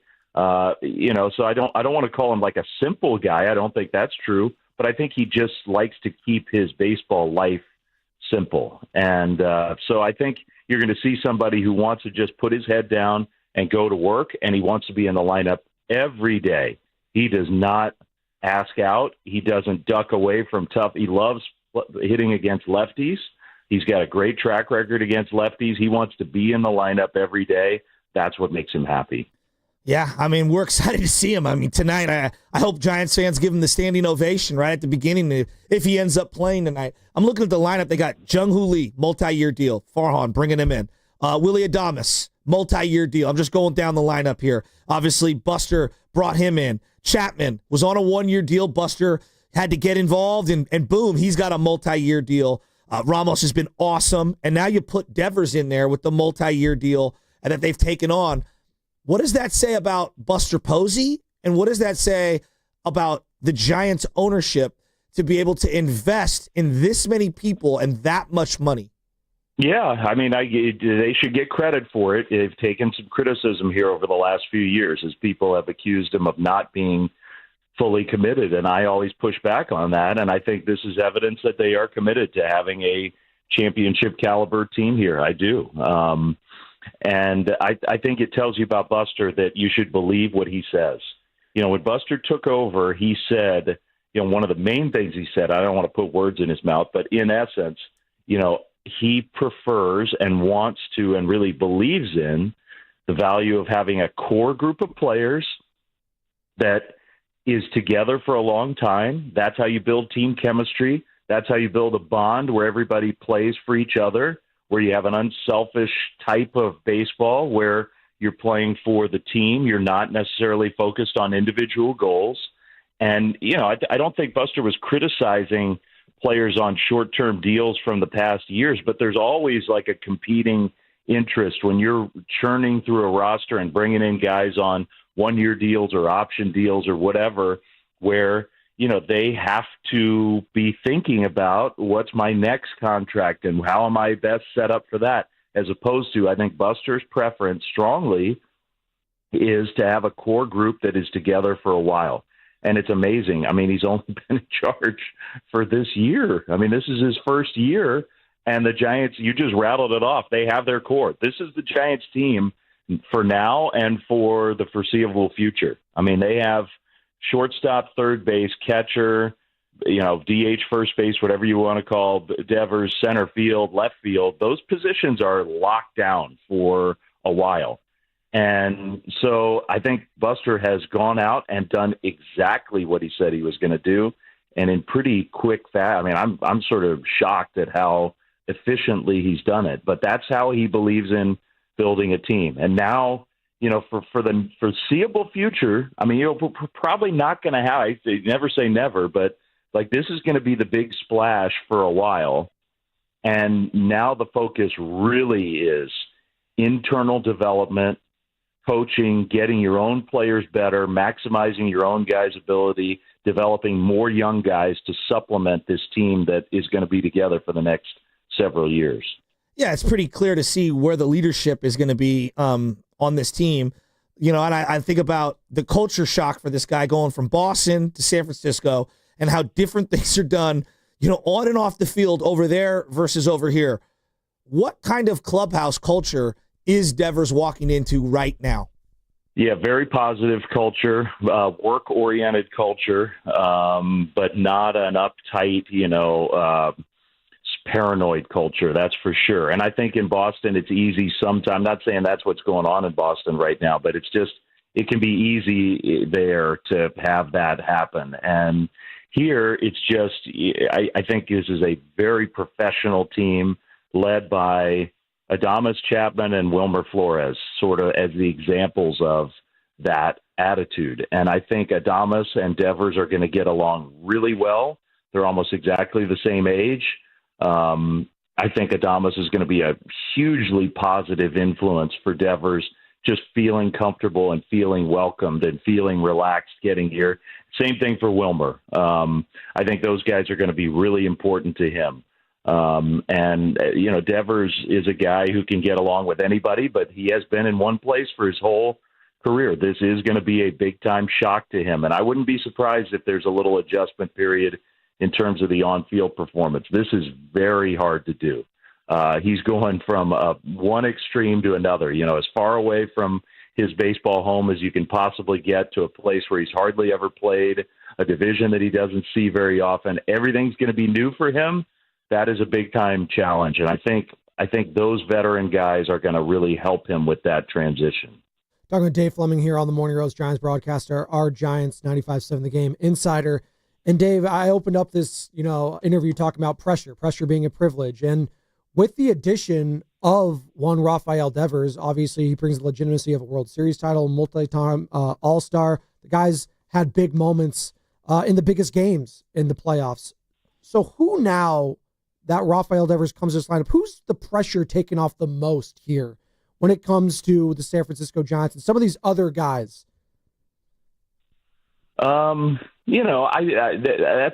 an interesting question. I don't know. I mean, I think on paper it takes the pressure off of Adames and Chapman. Just to be those guys can just be the players that they are. They don't have to look and say, I'm hitting cleanup, I'm hitting third, I gotta be a certain type of player. I think those guys are pretty self-aware. I don't think they're putting a ton of pressure on themselves to do that anyway. But I think in theory, the thing about this trade that's most appealing to me is this whole, and the three of us have talked about it a lot this year. What are the Giants missing from this team? The one thing they really were missing was a middle of the order, just a masher, just a star level hitter. They had a lot of good players, a lot of good all-around players. A lot of great pitching, but you didn't have the one guy you say, okay, that guy can carry your offensive team, and they have that now. I mean, that's what Devers is. Devers is a truly elite hitter, and he happens to be left-handed, which the Giants were very right-handed, and he is the perfect fit for this current Giants team. Exactly the player that they needed. So, in theory, it takes the pressure off everybody because the guy's really, really good, and he's going to be on base a ton, and he's going to hit for a lot of power, and he's going to drive in a lot of runs, and he makes them way better, better. I'm going to put you on the spot here, Dave, and I do want to get into the game Friday night, which I thought was one of the best games of Logan Webb's career. It was just an unbelievable game. I was so happy for Casey Schmidt. If Devers walks up to you today, and I know your brother Will, and you guys start talking and whatever, and he says, name one spot I have to eat in San Francisco, what would your answer be to him? Oh my gosh. I got to call my brother first and see what he likes. I got to get a little inside info and see what he likes. Well, what if he said, what's your favorite place to eat? What if he asked you that one? I just tell him I'm bringing him out here for we'll go to breakfast in my neighborhood and just hang in the neighborhoods because that's what I love about San Francisco. We get all these great places, but I love my hood, and so we'll go to Hamburger Haven and order an omelet, and we'll talk about being on the Giants. Yeah. My Hood, get the Young Jeezy My Hood song. That might be the new Dave Fleming song. I love that. So hood. It's so good. Hey, but Dave, Friday night. I know Sunday we were kind of robbed of the game itself, and I know Saturday was a tough one. It was just a tough one. I thought Logan Webb looked as good as he's ever looked on Friday night, given the lineup he was going up against. And I think it was Kisner behind the dish. I thought he called a brilliant game. And to see Casey have that moment in that game, I know he got hurt, but man, that's one of those Giants moments I'm going to remember for years to come. Yeah, I felt great for him. And Webb, I agree with you on Webb because Webb has struggled against the Dodgers a lot. And he struggled early in games. And if you struggle early in games and the Dodgers are rolling out Ohtani, Betts, and Freeman as their top three hitters, I mean, that is a wake-up call like no other in baseball right now. And he just blew through the first inning, and those guys never got on base against him for the whole game. They were thin in the bullpen on Friday night. There was no Rodriguez. There was no Doval on Friday. They knew they needed length out of Webb. He gave them 7 innings on the road in that environment. That's one of the best starts of his career. I'm with you. And he should be really proud about that, the pressure of that game. And then Casey, we know he's got this opportunity here. Now, Casey's another guy who the pressure gets alleviated a little bit with Devers being here in the short term. Just, Casey was hitting 4th and 5th this weekend, and, he doesn't have to do that now for the next few days, at least until, whenever Chapman's going to be back in a couple weeks or whatever it takes for Chapman. But, Casey's got a great opportunity. Hopefully he's okay with his ankle. I think he's going to be fine and can keep proving that he deserves at-bats. He's got an opportunity. Even when Chapman comes back, they're going to make room for Casey Schmidt to get more at-bats if he keeps swinging it like he has. Dave, should we start talking about this Giants team after this trade as legit World Series contenders now? Yes, you should. The competition's really stiff in the National League, but the Giants don't have to win the division to win the World Series. They got to get in, and then they got a legit shot. I mean, the Giants pitching, assuming that Webb and Robbie Ray can just stay healthy and stay out there, with the Giants bullpen the way it is, you go into the playoffs with, a couple starters that you think can really dominate in a playoff environment and a bullpen that can be dominant. That is a great formula. And they have other starters who I think they think can do that too. But, two guys it's asking a lot of young guys to go to the playoffs and carry you. It's possible. The Giants have had a couple of young guys do that in the past, but it's hard. So that's where the veteran presence of Webb and Ray, I think, would come into play. They are World Series capable. They are. Wow. I love hearing that. I mean, I'm just so fired up. This team had a lot of really nice pieces, and now you add this centerpiece, the New York steak or the filet mignon to the dish, and it just changes everything. I'm just so fired up. Now, on the way out the door, obviously they got to give to get, right? You have to get rid of some players. That's how a trade works. And I went through the history of the Giants, and there's been some great trades. There's been some really equal trades. There's been some bad ones. Trading away George Foster, a great one. Harrison out the door. Jordan Hicks out the door. Tibbs out the door. This kid Bayo, who we don't know. What's going to be your lasting impression on, let's just go with Kyle Harrison? So much promise. Obviously, he's got some time to go, and going back with Andrew Bailey to be reunited. Any closing thoughts on him as we say goodbye to the local guy? Yeah, first of all, they gave up talent in this trade. They did. All 4 of those guys are talented. Bayo's got a chance to be a big league pitcher. He's a few years away. He has an arm that can be a big league pitcher. Tibbs definitely is going to be a big leaguer. I mean, he may not be a star, but he is going to be a major leaguer at some point. James Tibbs, it can hit and has some power. So, there's a chance that comes back to bite him a little bit. Jordan Hicks has a role on a big league pitching staff, no doubt. Was he crowded out here? Yes. I mean, I think dealing away Hicks, I don't want to disrespect Jordan because he's very talented and he might turn into a stud for the Red Sox in the bullpen. That's how they're going to use him. But if he wasn't going to be a starter here in this bullpen, I'm not saying he was superfluous. He could have helped, but that's trading from a strength. Kyle Harrison is probably, the key to the whole trade. And I still really believe in Kyle. Kyle can be an excellent major league starter. If he can just keep working on that breaking ball. The changeup I thought was really excellent in Colorado. I actually thought his last start against the Rockies was very encouraging. I thought the changeup was really good. We know the fastball plays. If he stays healthy and throws that fastball the way he can be a high-level major league starting pitcher. I wish him all the best. I really like Kyle. I'm going to miss him. It hurts to lose him. It helps when you have other young, talented starting pitching. but I'm going to miss Kyle. Hey, Dave, really good stuff today. We greatly appreciate your time. Good luck in the future. And obviously, say hi to your brother, obviously, this weekend. Red Sox are coming into town. Could you have timed it any better? I mean, that's crazy. It is crazy. It's going to be a big deal here, and it's going to be a huge deal back in Boston. I mean, the fact that the Sox are here this weekend is going to be a massive story, and it'd be interesting to watch Devers. Sometimes that doesn't go well. Sometimes the player wants. This isn't really a try-hard sport. It can be tough to be so determined to get it done. That can be a tough way to go, but gosh. I guarantee you Raphael Devers is going to be very motivated to swing the bat well this weekend. Is Uncle Will going to be swinging the sticks with you and your boy at any point this weekend? I think we're going to get out on Friday morning. He's there here. They have an off day on Thursday, so I think if you swing over to Harding Park on Thursday, you might see him while the Giants are playing, and then I love it. We'll have a little cookout at the house probably Thursday, and maybe after the game Saturday, have some friends over. We've got a whole weekend planned with Uncle Will in town. That's awesome. Hey, good stuff, Dave. Again, happy Father's Day, belated one to you and your family, and we'll do it again next week. Great. Talk to you guys soon. There you go. That is Dave Fleming, courtry of the River Islands. I'm so pumped.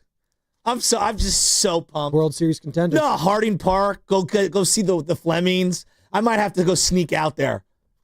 You want to do that? Ruin their family moment by you just sneaking on there? Hey, it's Joe Shasky here. Well, I played Fleming on last Friday, so maybe I just go out there, just run into him. My mic just snapped, by the way. Oh well, you and Steiny moving it around so much, I'm not surprised.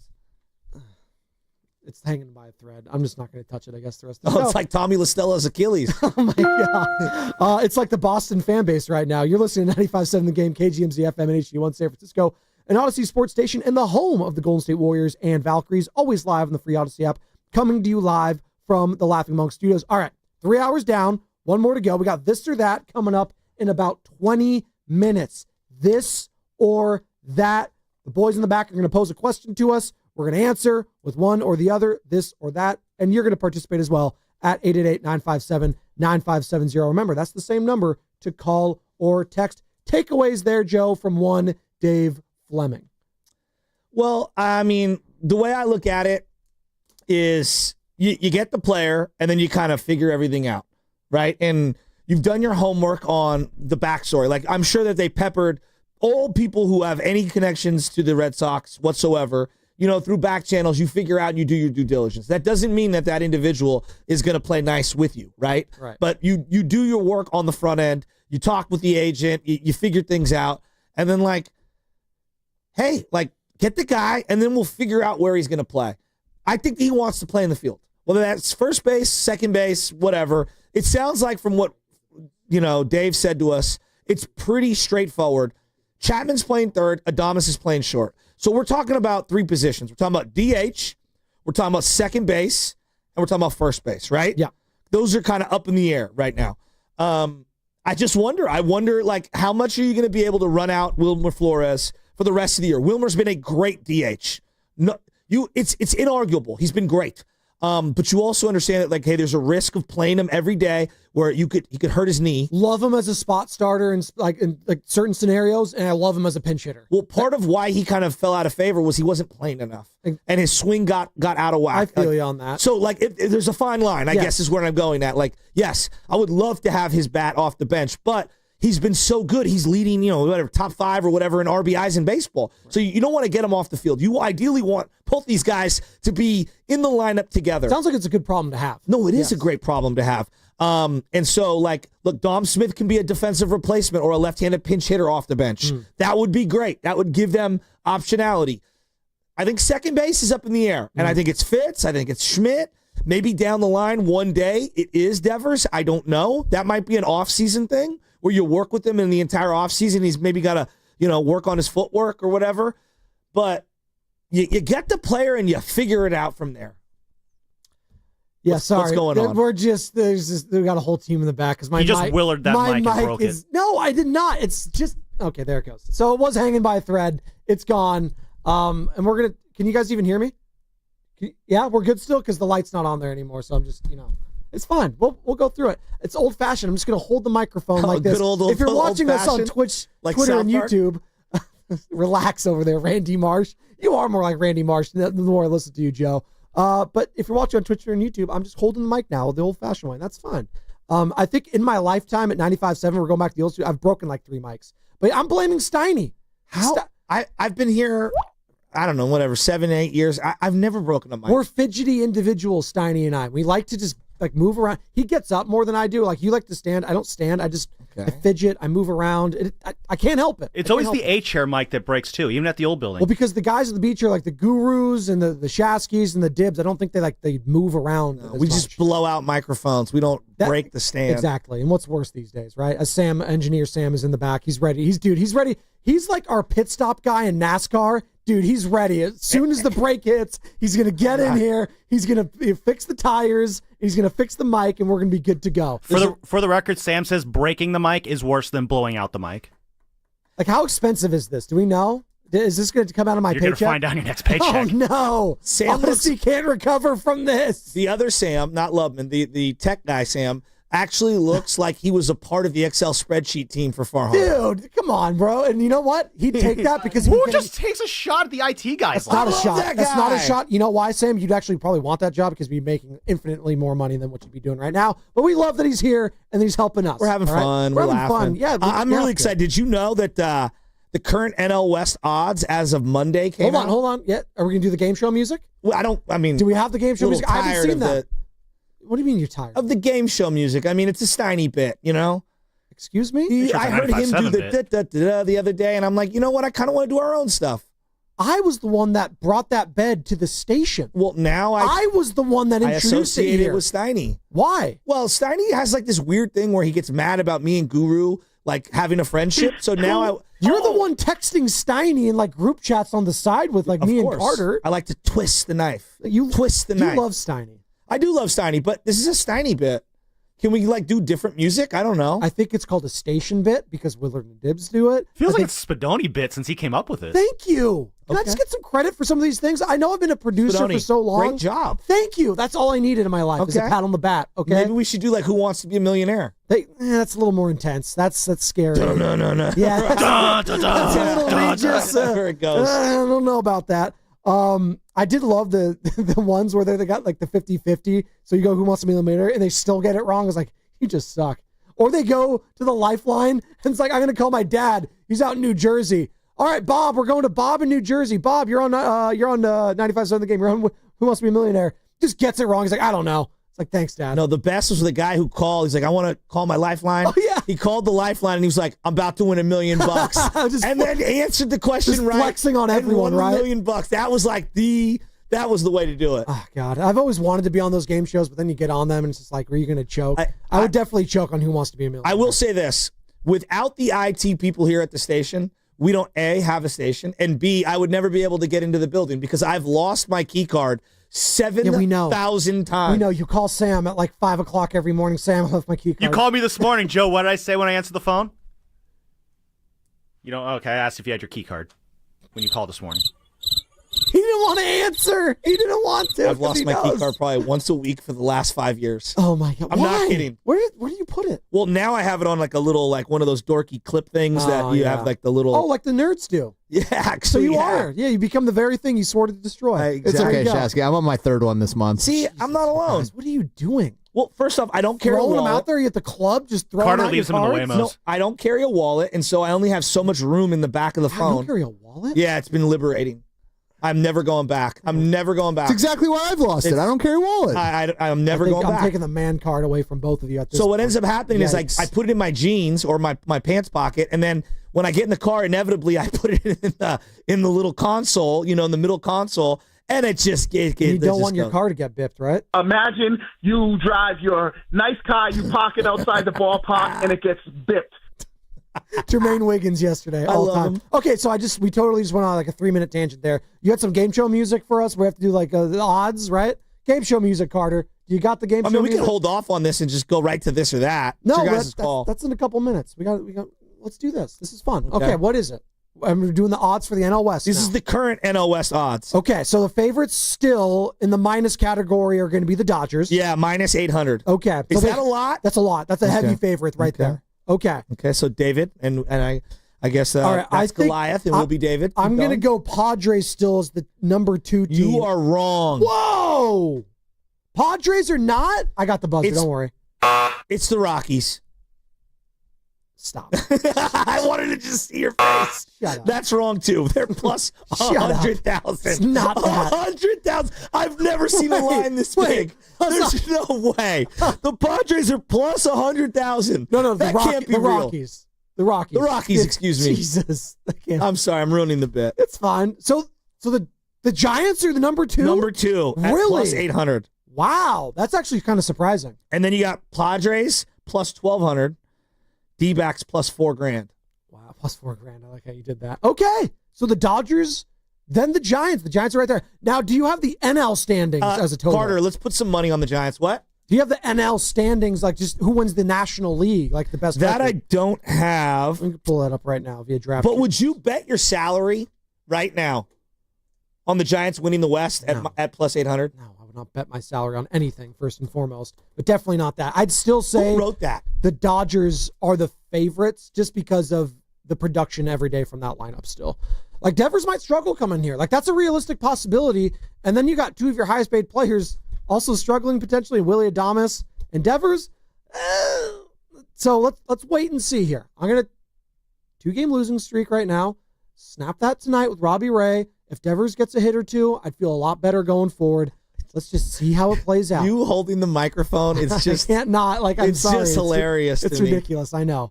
I'm pulling it up. Major League Baseball right now. All right, let's go to leagues. Okay. National League favorites in 25 to win the National League. Can you guess who's number 1 right now? Odds. Just don't even need the game show music. Who's number 1 right now? Just if you're just a bet. The Mets. No. Really? It's not the Mets. Still the Dodgers. Still the Dodgers at That plus kind of is 155. surprising. Okay. Mets are number 2. All right. I would take the Mets over the Dodgers currently because I'm very iffy on the pitching for the Dodgers. Who's number 3 that you think is going to be there? This is National League winner for 2025, the odds. So you got the Dodgers, you got the Mets. Next. Who's next? Phillies. Yes, that is correct. Plus 475. You got the Philadelphia Phillies. I'm no Google. You see, hands up in the air. Who's number 4? Giants. Not the Giants. Can you guess another Padres? team? Nope. Cardinals? No, not the Cardinals. In that division, though. Cubs. Cubs at plus 700. I figured it was one or the other. And number 5, best odds, this is according to DraftKings, to win the National League in 2025. Colorado Rockies. No. Close. Plus $8 billion. Close. It's your San Francisco Giants, Joe. So they're 5th. They're 5th in the odds to win the National League right now, ahead of the Padres, D-backs, Braves, Brewers, Cardinals. So there you go. Plus 1,200. So if you think they're going to go all the way, the Giants win the pennant.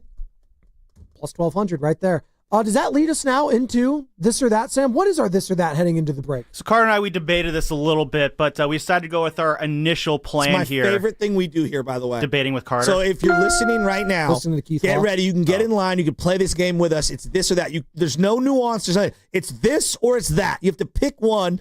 888-957-9570. Hold on. I think I know what it is. Is it, would you rather have Farhan Zaidi running your team or Keith Law? Honestly, we were literally back here debating whether or not to make the wallet conversation this or that, but we decided not to. No, simply put, I'm actually loving that conversation. Keep going.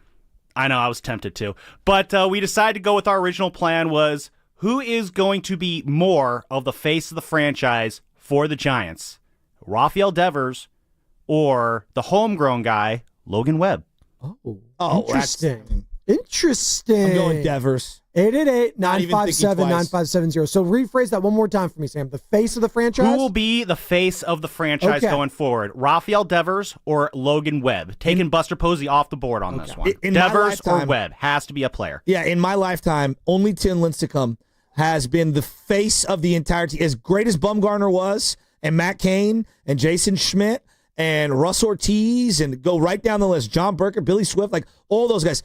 The everyday player is always going to jump over the pitcher unless you're Lincecum. He was the unicorn. So I'm going to go with the everyday player, whether it's Will Clark, Kevin Mitchell, whether it's Barry Bonds, whether it's Matt Williams, whether it's Jeff Kent, whether it's Buster Posey, like those guys I have always felt like were the face of the franchise over the pitcher outside of Lincecum. What's coming up with the game is brought to you by Valvoline. It's going to be this or that. Face of the Giants franchise. You can only pick one. Is it going to be Logan Webb? Great question. Or is it going to be Raphael Devers? This segment is about you, the people, and you can call or text or hit us up on YouTube, 888-957-9570. Do we even think Logan is the face of the franchise before we can get into Devers got in? I don't know if I'd put him that way. We can get into that on the other side. From the ballpark to wine country, summer's better when your car's ready to roll. Valvoline Instant Oil Change gets you in and out in about 15 minutes. No appointment needed. For locations and coupons, visit BayAreaOilChange.com. She's the name that changed the game. Caitlin Clark!